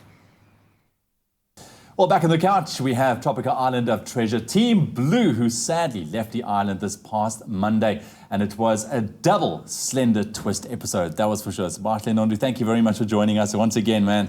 And it's so great to see you guys. Even though you're not on the island anymore, it's great to hang out with you on our couch, man. Thank you. Listen, let's talk about that final elimination challenge, because, I mean, obviously you were told that another elimination challenge is looming. Then you were told that it's going to be an individual challenge and that you might leave the island without your partner. You're making me cry. What happened there? What happened to the heartbeats? What happened to the emotions? At first, well, obviously, I think we were like, okay, this is a shocker. It was definitely a slender twist. But I just had faith in her. I was like, you're going to do this, I'm going to do this. But, you know, the first challenge was lost. And already, as much as we kept pushing each other, it just, obviously, like I remember at that point, I'm like, I hope Nondu doesn't go home. You know, so also I think also that's when I started thinking very negatively. And I'm like, I hope we don't go home. I hope we don't go home. So we're not enjoying the game. We're not playing like how we were, because every game was like just... Every challenge, I mean, was a game for us. You know, we're always excited, took everything by chance. Add on is that it's like scary enough worrying about yourself, but also worrying about your partner, how they're doing. And when they lose, you have to be like, okay, cool, I need to push myself up, but I also need to make sure that my partner gets through it as well. So I think that was the hardest thing, to watch both of us be like, oh my gosh, we're at the bottom. And I mean, after forming such a bond, I'm sure it was very difficult to have had to hand your team buff back to Sabatle when you were told to do so. Yes, I was like, no, you're taking part of me away. Like, how can you ripping say... up my soul. You know? I know what you're saying. It just really, you know, played with our minds. I know at that point, I was just very negative at the get-go. And it just played out throughout the whole day. I got to ask you this. Sibat, you were up against Kanya, all right? And she's a strong competitor. I mean, she's responsible for sending home both Team Orange and Coral, all right? Were you nervous when you learned that you're going to be going up against her? No, I wasn't. But I think when I figured that if Kanya drops, I'll be stuck with Mbande, it wasn't like really like a nice thing to process. It wasn't motivating as well. You know, I love Mbande, but not to partner up with, and you know, so it wasn't motivating already. I'm like, you know, not to be. Okay, but let's get the inside scoop here from you, Nondu, as well. In a diary moment in the final elimination challenge, you made it seem like you have kind of chosen to go. What exactly happened in those final moments? Did you choose subconsciously maybe that it is my time, I need to go now, or was it literally a point of you fell out and you could not hang out any longer? Do you know what? So I saw Sabatle fall off, and after she fell off, I was like, so basically I hang on and I stay with Karabo. And for me, it didn't make sense. And in the beginning, I thought back, like I had a flashback to the episode where Sabatle chose me contrary to me making a plea to Melinda. And I was like, she chose me when she didn't need to. Yeah. I can choose her now. Wow. And that was, it was easy. You see, you guys are giving me goosebumps here, man. From there, I was just like, it's an easy decision. Yeah, it's throwing away R1 million, but you know what? It was only going to be sweet if we'd done it together. I can see now why fans loved you guys so much, because you know what? There's a sisterhood that formed here. And what is happening is, do you have like a relationship? How are you going to take this forward outside and away from the Maldives? I think we're fine. I'm not really like a very like a friendly person. We talk, you know, me and her talk. We still have lunches and we hang, and that's a good thing, you know. We can't say best friends, but I think she'll always be there. And the bond we had at the Maldives Island, you know, it definitely wasn't something that was pretentious. So that's a good thing. It's something that's still going to continue on, and I think that's the biggest thing that you can walk away with. Carry that hashtag proudly. Don't do this. Carry that hashtag proudly. Shed a tear. Yes, don't cry. I was always on the island. I was like, Sabatle, don't cry. This is not the time for you to be crying. You guys are phenomenal. Hashtag team thick forever. Yes. You guys are amazing. Yes. All right, you can hug now. It's all right. Take it easy. Take it easy. Well, if you've missed Monday's jaw-dropping episode, Be sure to watch it on the Tropica YouTube page. Also, don't forget that you stand a chance of winning some awesome prizes when you buy Tropica. Follow the entry details on the bottle and you could stand a chance of winning loot.co.za vouchers to shop online, American Tourister luggage, Daniel Klein watches and airtime, or the grand prize of a Kia Picanto. Remember, T's and C's do apply. You can find them on the website tropica.co.za. And also remember to tune in to Tropica Island of Treasure Maldives next week, Monday, the 2nd of April, for an episode that will have you on the edge of your seats. Tropica Island of Treasure, so exciting. Well, something even more exciting, we're finding out what the big deal is when it comes to the S9 phone. Now, what makes this category-defining Samsung Galaxy S9 and S9 Plus dual aperture super low light camera better than everybody else's? Well, like Donovan said earlier, we were talking about it. He said the S9 and S9 Plus automatically adapts to different lighting conditions, sort of like the human eye, only better. And it gives you the freedom to capture stunning pictures no matter how lit the situation is. See what I did there? Yeah, I did a joke first, so I don't know. It's like. So yours was better? Oh, come on. Mine was in the give it a moment, so you were like, break. yeah, I'm gonna shine, I'm gonna drop a joke. No. Oh, wow. A tough crowd over here. Tough crowd. That was a solid joke, I think. It was a solid joke, I'll give it to you. Now, the Galaxy S9 and S9 Plus also has built-in multi-frame noise reduction so that your nighttime memories come out looking clear and stunning, which means no more blurry Instagram pictures or stories. Yes! And to prove it, we went out last night, and some of us very early this morning while it was still dark, to take pictures of our favorite spots in Cape Town. So let's take a look at these images. Donovan, did you take yours last night? I did. Okay, so this is us. Who's is this? us, Whose picture is this? Early hours of the morning. I was out there, yo. Really? Capturing. All right, Okay. let's see. This is also Nice. outside our balcony. Look at how beautiful and clear those pictures are. And then the All the last light it one. picks up, it's all the Look colours, at you know that, what I look mean? oh, come on. This is gorgeous. This is absolutely gorgeous. No blurriness, no pixelated. All right. Noise.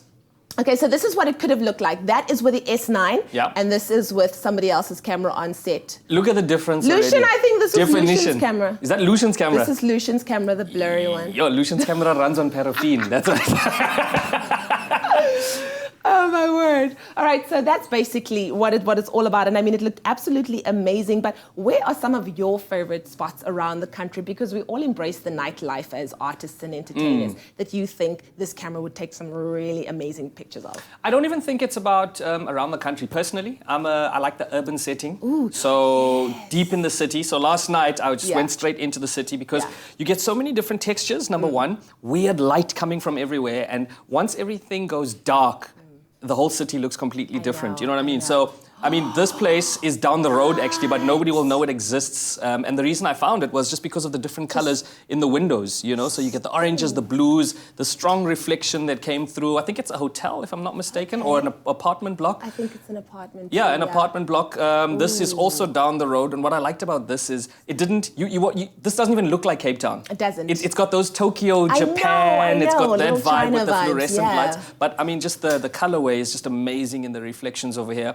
But I really like buildings. I like the urban setting. This was a powerful image for me. Awesome. Apart from the kid in the middle, you know, you've got the blue coming from the lights that picked up really well. You've got the yellow, but also the strong dynamic angles that lead you in. Crisp. I love it. Yeah, it's super, super sharp, you know. So for me, I'm big into urban photography, and you know, I think that you could go anywhere in your city. There are a lot of people who like to do the moody thing, where what always works nice is if you've got like green walls, for example. Ooh, this was powerful, and this is so simple. It's a set of robots.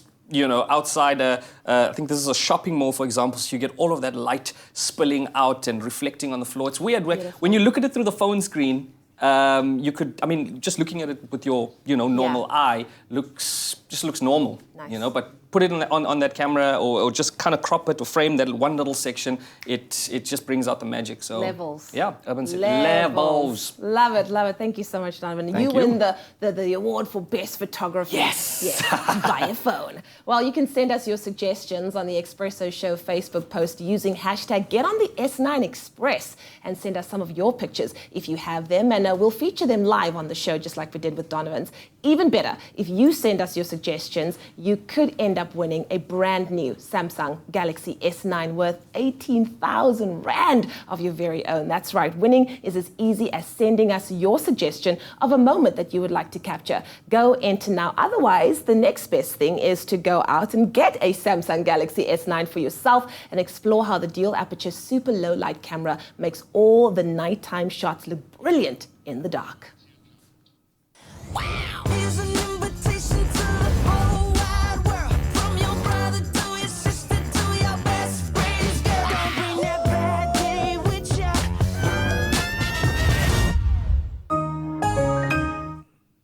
Now, as we hone in on the state, the health of our planet and our environment, it's time to take you back into the wild.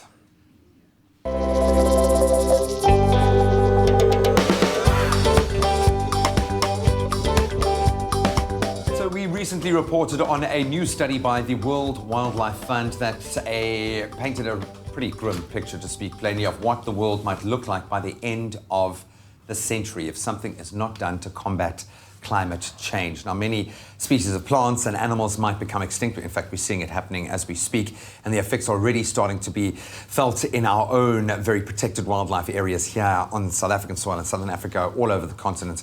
We're joined this morning by a man who studies this impact for a living, and I think is fairly emotionally invested in this as well. Kevin Coldry from Anchor Environmental. Kevin, thank you so much for joining us. It's always a scary thing when I'm starting to talk about all these dark truths of where the environment is at the moment, and my guest is going, yep, no, extinction is there, yep, the world is changing. When I talk about protected areas, is there such a thing as a truly protected area anymore? What are we talking about when we define something as a protected area? Okay, so to get a little technical, a protected area is a clearly defined geographical space, which is managed for the long-term conservation of nature as well as cultural heritage. So that a perfect world is what you're saying. It's in a perfect world. What are we protecting these areas from? Is it environmental damage? Is it natural factors? Is it human? Well, see, our protected areas are conserving our biodiversity from human interference. That's essentially what they're established for. But the human interference components are quite broad in the sense that it can be habitat loss, there's alien species, disease, changes to freshwater flows, as well as resource use. And then climate change is that pressure on top of all of these that has the potential to just exacerbate many of these issues. And it's such murky water, excuse the pun, when we talk about climate change, because it's difficult to know where the battle needs to be waged. It's become a very political thing in a number of countries globally. What effects have you noticed? And I'm sure it's quite a complex issue, but what's leapt out off the page for you when it comes to climate change? Yeah, so my focus for the past year or so has been on developing a method to assess the vulnerability of protected areas to climate change. And so my focus has really been on understanding the potential impacts of climate change on our protected areas. And when we think of that, we must remember that it's not only the impact on our biodiversity, like the species and ecosystems within protected areas, but it's also the more socio-economic aspects, that affect the functioning of protected areas, such as tourism. There's climate impacts on tourism. It can reduce the number of tourist arrivals when it becomes too uncomfortable to visit these parks in summer season. There's relations with neighboring communities as they feel the pressure of climate change and some of the extreme events. The neighboring communities are forced to rely more on parks for natural resources. And then there's also the risk to the infrastructure within the protected areas as well, through flooding and so on. Yeah, where do you even begin, I suppose, when addressing this? But I think we're going to take a look at the more extreme side of the story and just how, I think, damaged the Earth is and if there is a way back from that. But a very, very interesting discussion. We are talking about climate change specifically this morning. Obviously becomes really relevant when we look at the water crisis and drought here in the Western Cape and parts of the Eastern Cape. I want to know if that's a direct result of climate change or we're just living in a desert. But stay tuned. Very, very interesting discussion. Oh, thank you, Graham. Well, we are taking a very quick break on your Feel Good Breakfast show. When we get back, Chef Grace Stevens is with us in studio, and we are making a creamy custard chocolate egg surprise. You do not want to miss out on that. And then JP Sebastian is still here, I know, but we need to find out what movies are opening up this weekend, so he's got all those details.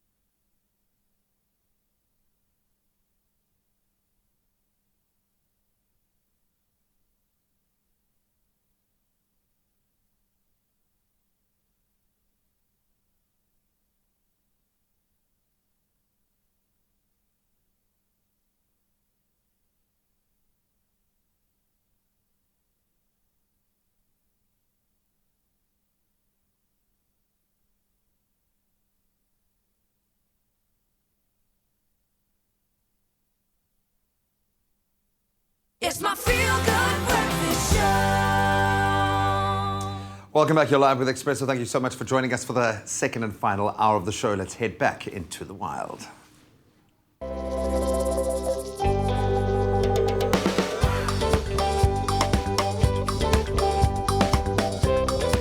We are talking about climate change this morning as we take you into the wilds, and of course a shrinking wild, I think largely due to climate change, yes, but also our impact as humans on protected areas. And what exactly is a protected area? Well, we've been finding out from Kevin Coldry from Anchor Environmental, who explores this space as a daily grind, I would imagine, when you look at how much negativity is attached to that.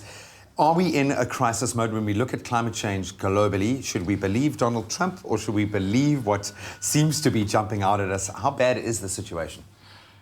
Look, climate change it's real. And it's not something that's going to happen 30, 40 years from now. It's happening right now as we speak.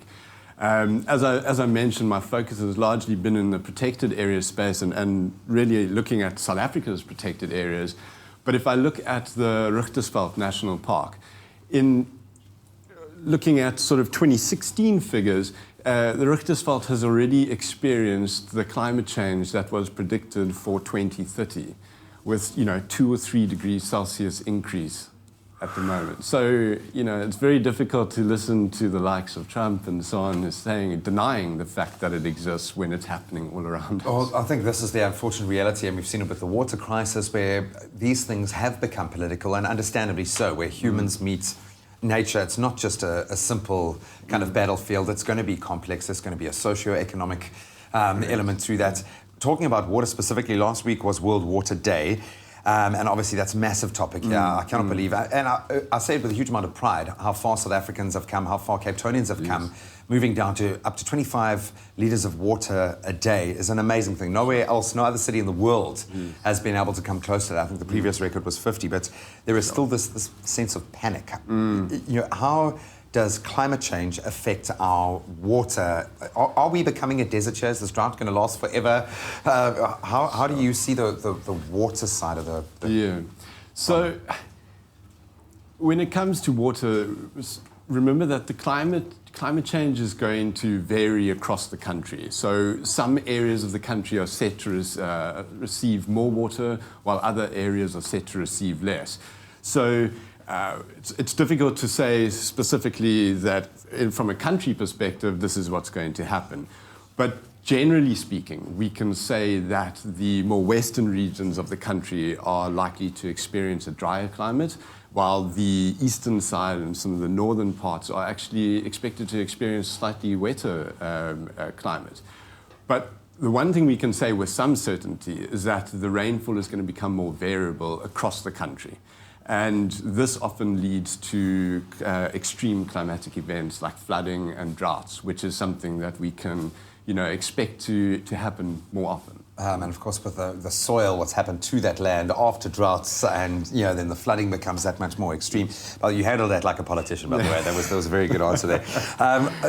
Is enough being done? Is something being done on a global scale to protect biodiversity? Because we are part of a global village, surely. Yes, and most certainly. So in 2010, governments around the world came together to sign a global plan to protect biodiversity. And this plan includes 20 targets known as the Aichi biodiversity targets, which, together with the Sustainable Development Goals, constitute the most important biodiversity and sustainable developments ever signed on in terms of commitments from governments around the world.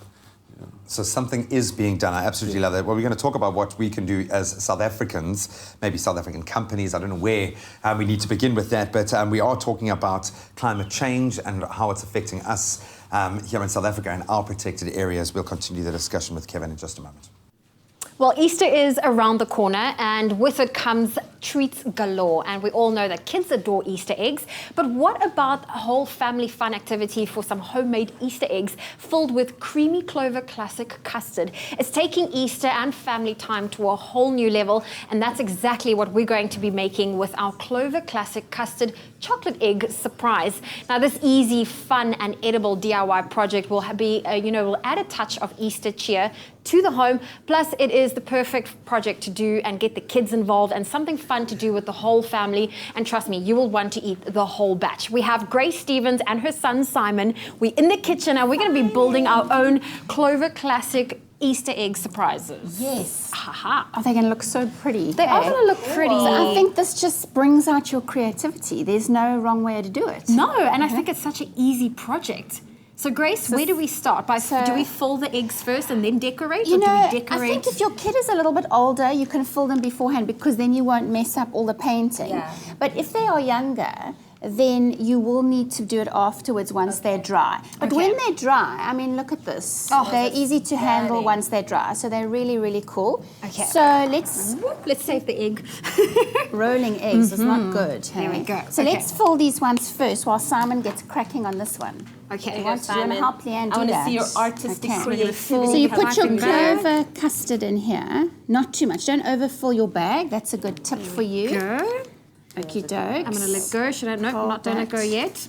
Okie dokes. I had to warn Grace. I'm terrible in the kitchen, so it's fine. You've hold been warned. that. Okay. While Grace is busy filling it, what's your earliest memory of an Easter egg hunt? Zoe, did you guys ever have that when you were growing up? It was tradition that the family would all always go to Ceres, and the Easter bunny was there, and it was just the biggest treat of all the cousins running around Grandma's garden looking for Easter eggs.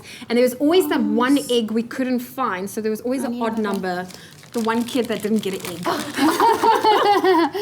I think I just need a bigger hole in this because there we go. It's coming. It's deciding to come out. Nice. Oh, so fill these with custard so that you can get this extra little treat when you bite into it. Who doesn't like that? Mm-hmm. Simon, how are you doing there? Oh, nice, good color. I love yellow. And Leanne, your Easter memories? Do you know what? I think it was very traumatic. I think we had one Easter egg hunt, and it might have broken out in a little bit of a fight, where somebody got more than somebody else. I won't say who was in the fight, but we never had it again after that. Oh, really? No, we did not have it again. There we it go. caused a lot of division amongst the cousins. So there we go. Oh, I love this project. And what's the best way to get the holes in the eggs? I think if you just use a very sharp tip of a knife and just scrape it there, of course, if you've got a Dremel, you can just get Dad to do it. Or you can get your dad, the dad with the there we go. drill. Okay, so I'm That's piping. very nice. And the nice thing about Clover Classic custard is that it also has, it's a very unique recipe. It's got sources of vitamins A, B2, and D. And yeah, it's got that super creamy taste that just takes you back to being a kid again. So that's really, really nice. There we go. So if you've missed any of these steps, we've got a quick recap for you. Do something a little different this Easter and give your family an extra treat with our Clover Classic Custard Chocolate Egg Surprise. For this recipe, you'll need 3/4 of a cup of Clover Classic Custard and 6 white candy chocolate eggs.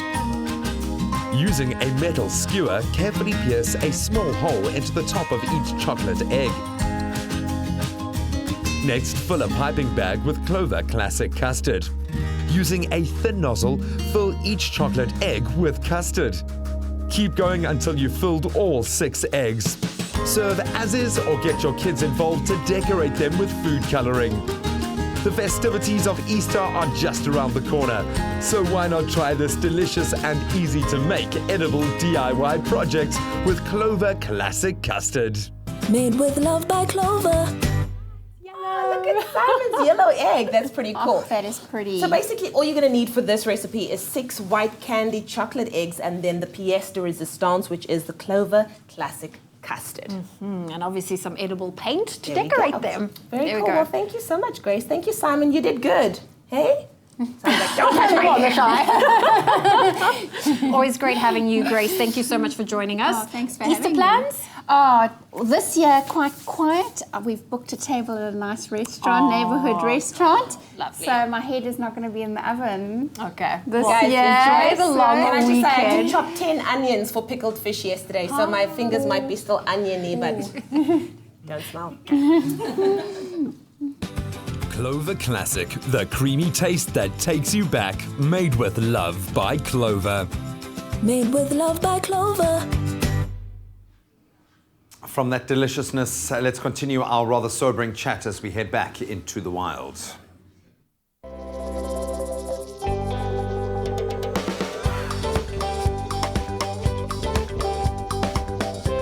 Welcome back. As we head back into the wild, we often take a look at our wildlife concerns from the source of a wildlife, maybe conservationist, but we're taking a slightly different stance this morning. And yes, he is a conservationist. It's very much a part of his DNA. But he comes in the form of being an environmental economist. We've been chatting to Kevin Coldry, who works for Anchor Environmental, and really interesting because I think you are being forced to do studies in areas where it would not only just impact the environment, but impact the socio-economic side and communities. Really, really interesting space at the moment.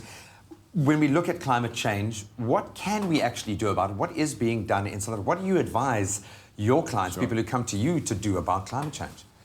Sure, it's a very interesting question because on the one hand, you've got what we can do as a country, as a continent, as a globe, as Earth, and that's to reduce emissions of carbon dioxide, and that's something that needs to be taking center stage, and that's on the one side. That's essentially mitigating the future risk. Are we moving fast enough in that regard, or do we need a bigger change? No, we definitely are not. At the moment, we are tracking the worst case scenario in terms of climate change scenarios. All right, so then the flip side of that coin. Yeah, on the other side, we need to start focusing on adapting to climate change. So, we need to also swallow the pill and say, look, it is coming. And what can we do now to start, building resiliency and adapting to what the new environment is going to look like? And Cape Town's a fantastic, case in the sense that we are going to have to reduce the consumption of water, and we've shown that we can do it. We very much can, and in a very short amount of time, I think as well. When you look at the big picture, if I had to ask you to do a 20, 30, 50-year forecast here, what do you think the big gateways are going to be, the biggest challenges moving ahead? Do we have ground zeros anywhere out there that you can see? Sure. That is a challenging question. I think in terms of protected areas, so I'm just going to come back to this point for a second. The politician comes out here. But in terms of protected areas, I think what we need to be looking at is, because climate change has the potential to force species to actually change their range, to shift their distribution into new areas, we need to start looking at not only expanding protected areas into corridors where species can move through to remain within their climate limits, but we also need to start looking at where we can establish new protected areas that can conserve the biodiversity of the future. And the same can be said for the rest of the country, not just specifically protected areas, looking at communities that are vulnerable to climate change at present. The adaptation can only take you so far. We could potentially be looking at where do we relocate communities where the impacts of climate change are not going to impact on their livelihoods as badly. I'll ask you one last question, and this as a human, not a politician. Sorry to all the politicians out there, but from an emotional sense. With the work that you do, are you hopeful or do you feel hopeless most days? Where does your heart tell you we're headed? Sure. I've been playing in this space for quite a while now, and it is challenging to remain optimistic. But I am an optimist inherently, and I do think that there is, a positive way out of this. I think there's a lot of opportunities that climate change provides as well, that a lot of people aren't really looking at that side because we're so focused on the negatives. But there are opportunities. I mean, some places are going to get wetter, and there are opportunities for, storing water in areas and distributing it to the areas that are going to be, become drier. Yeah. There is hope, my friend, there is hope. Kevin, thank you so much for joining us and sharing some of your, what seems like very vast knowledge in this space. We really do appreciate that. And we've seen it here in Cape Town, regardless of the conditions and no matter how dire our future is looking, those tough times bring out the best in us, and never forget that there is always hope, there is always something we can do as individuals, certainly here in South Africa. Oh, thank you, G. Well, we are taking a very quick break on your Feel Good Breakfast show. When we get back, we're spending some time in the kitchen. We're making Rocky Road Easter brownies. I had to concentrate on that to say brownies and not bunnies. And then, of course, JP Sebastian joins us in studio, and we are talking movies. So don't go anywhere. We'll see you after the break.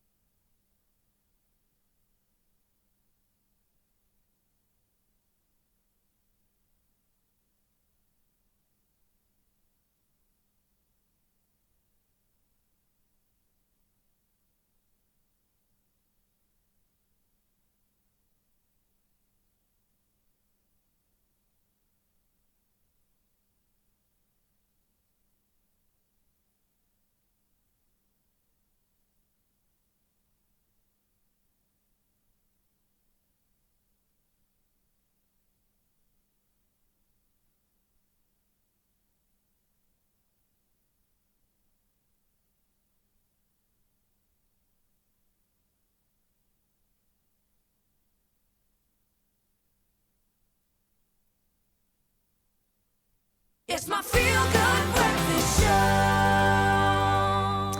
Welcome back to your Feel Good Breakfast Show. It's Expresso right here on SABC3. Time for us to catch up with JP Sebastian with all of the movies that you can see this weekend. But before we do that, let's see what's currently going on at the box office.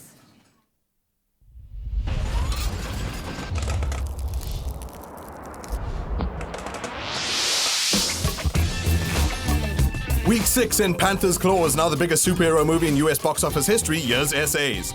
Just not the same pistol packing Charles Bronson in Paul Kersey I used to know, Death Wishes 5. The kids just misunderstood when you said no means gnome to a third viewing. Gnome Alone's 4 weeks on and 4th. Slightly taller, kaiju killer robots can't cause a splash second time around for Pacific Rim Uprising opening 3rd.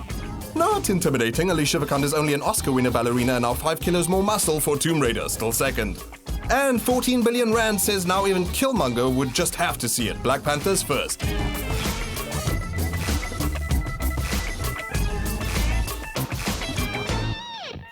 Billion rand. I think this makes it the highest grossing superhero movie of all times. Am I right, JP Sebastian? In US history at the moment, but Avengers Worldwide is still doing better. But it's gonna. Who cares? That's about a lot of people. It's about one man. Give it like 2 weeks and it's gonna be doing better. Like it can buy half a Lesotho as far as GDP goes. It can buy the whole of the Seychelles with the amount of money it's made. That's insanely That's amazing. just on gross domestic product. Yeah. I wonder how much Peter Rabbit's gonna make, because that's what we're talking about first. Look at your face. It's school No, holidays. I'm not looking squiff at the movie. It looks very cute. Peter Rabbit, let's talk about it for a second. Please don't make me do accents. Why I'm gonna... I did that in that accent. Peter Rabbit. Peter. Mate. Let's go get a cuppa with the Queen. Offended millions. So obviously based on the books by Beatrix Potter originally. And this is a bit of a different twist, because if you remember those books, those drawings were beautiful. Yeah. And so, like, there was something so enchanting about the way that they were illustrated. But this is a heck of a lot more realistic looking, and the bunny's a bit more rambunctious. Not so genteel, a word that I don't understand. Someone go Google that. And so, voiced by James Corden. Donald Gleason is in it as well. He's the bad guy in a way, because these animals pester his house and they occupy it while it's unoccupied for a time that it's in handover. Yeah. And he looks hilarious in it, actually. He looks like he does really well as like a physical comedy actor. I really like this dude. He's also obviously in, at the moment, the Winnie the Pooh movie. That one that we talked about last week. Thank you, ma'am. Finding Winnie or something. You're thinking of Finding Neverland. This one is Dingus McThingamajigger. Goodness, okay.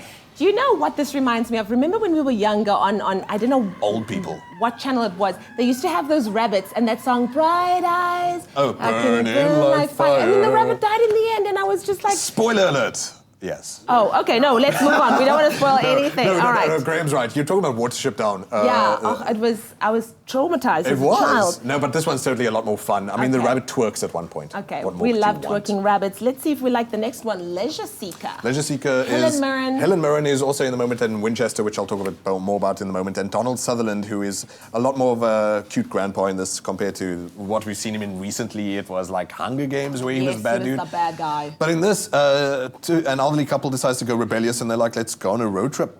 You know, stuff it. We owe ourselves some adventure once in a while. So they steal the family camper van and take to the road. It looks really sweet. I mean, like, I am very careful about abusing the word delightful. But, like, it looks delightful. It's delightful. Yeah. All right, let's take a look at Tyler Perry's next offering, Acrimony, starring none other than Taraji P. Henson. Again, it's a 2. Thought it was 3.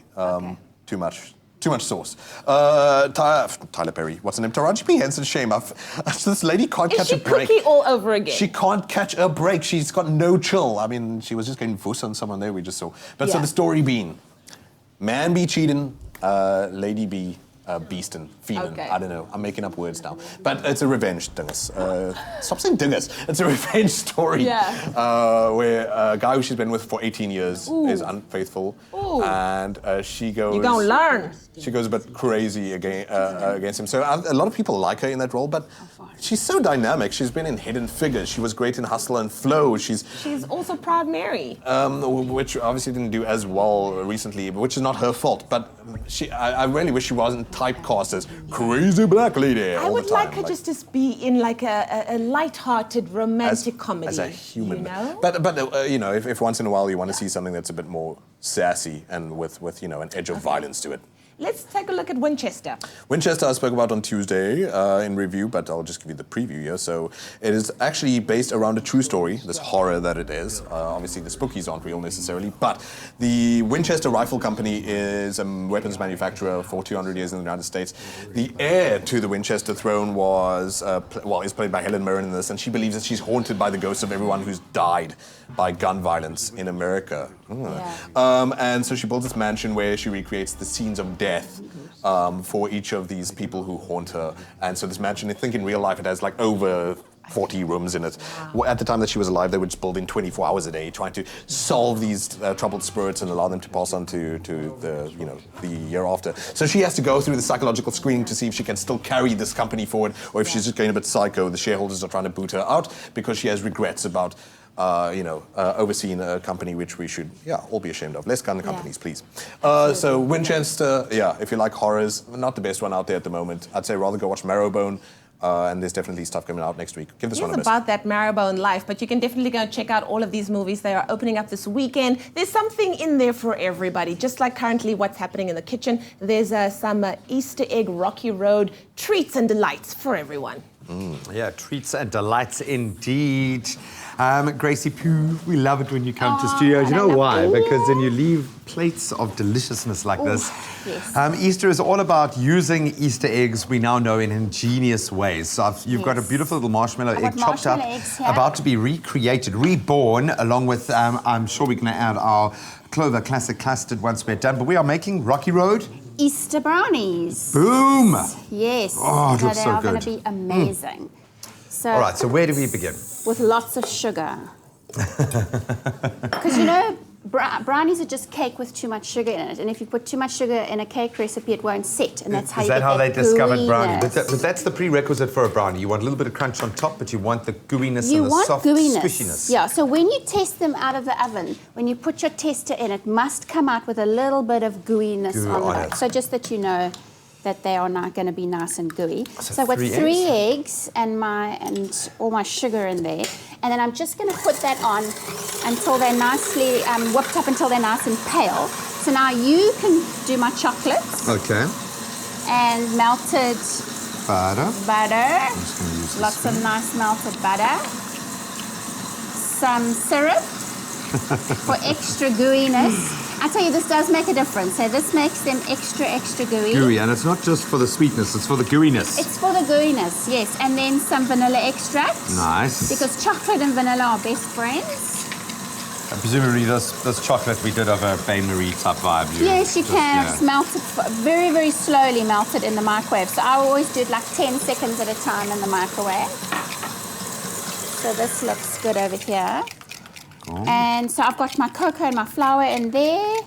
There's no baking powder in this recipe. Nice chopped roasted almonds. Nice. And that's because you want to balance the soft gooiness with a bit of texture. Yes, A bit of absolutely. crunch. Okie dokes. So let's pull this up here. Beautiful.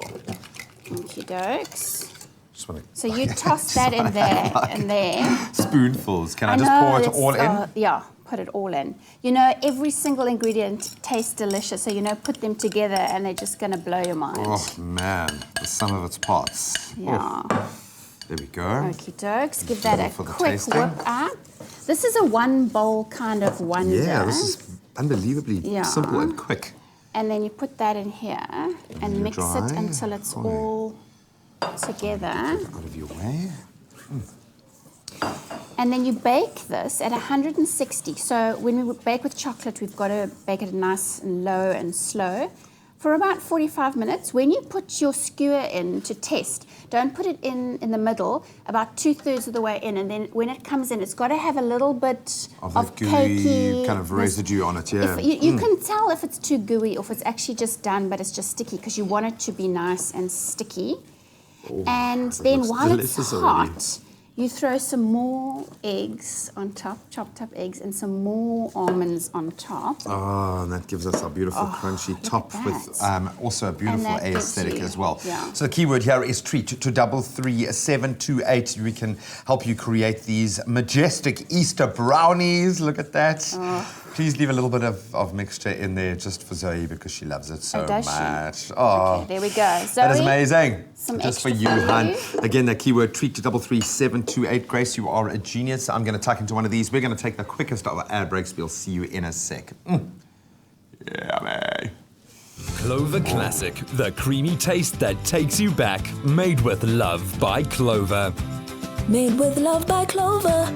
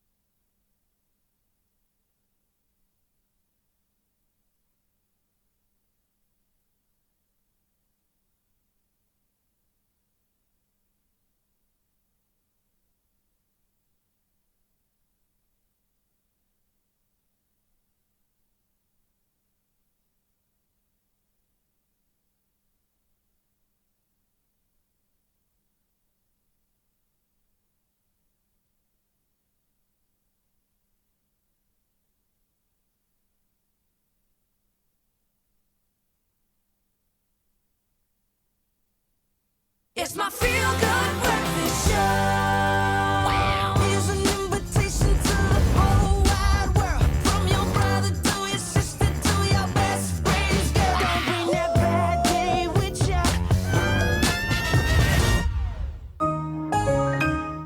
Oh, what a cool post. So today on the show, we've been showing off the Samsung Galaxy S9 and how its low lighting feature is just changing the game. It allows you to take brightly lit photographs even in the darkest of areas. Now, for today's opportunity to win, listen carefully. Have you ever missed capturing a precious moment because of low light? You'll never have to worry about this ever again thanks to the Galaxy S9 low light camera with its incredible aperture.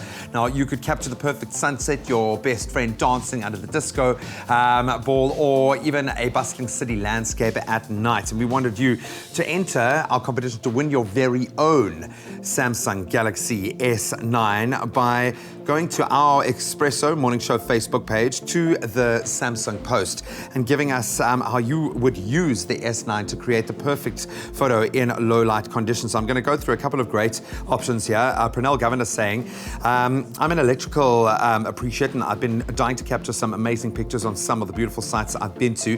The Samsung Galaxy S9 will change my life since I've had my phone for 6 years and can't really afford a better phone right now. Here's one of the beautiful places I've visited recently in PE, and I couldn't capture the most beautiful moments. Hashtag get on the S9 Express. You can see she's posted a picture that would look so much more amazing with this camera. And let's take a look at one more here. Anika saying, hashtag get on the S9 Express. So annually over the Easter weekend, we have an amazing fireworks display on the beachfront in Port Elizabeth. Perfect opportunity. I've never been able to capture those beautiful images. The Samsung S9 would really come in handy. And just from our testing it on the balcony this morning, looking at the streetlights, what we saw Donovan Goliath do with his camera in a city environment with those amazing reflections, with that low light but that incredible aperture range. And it doesn't mean that you can't take amazing photos in light. The way that lens adjusts is truly remarkable, but it's the ability to focus quickly as well that makes sure that you never miss a magical moment. So if you want to win yourself one of these phones, get onto the Expresso Facebook page and comment on the Samsung post. Tell us how the Galaxy S9 low light camera would have saved the day for you, and then you can of course stand a chance to win one of the incredible phones we are giving away all this week. Use hashtag get on the S9 Express with your answer. You have up until 12 p.m. lunchtime today to enter and stand a chance of winning, so get on it. Oh, it's been an awesome show, South Africa. We love you. We'll see you tomorrow. Bye. Oh, Brenda. Expresso Morning Show, made with love by Clover.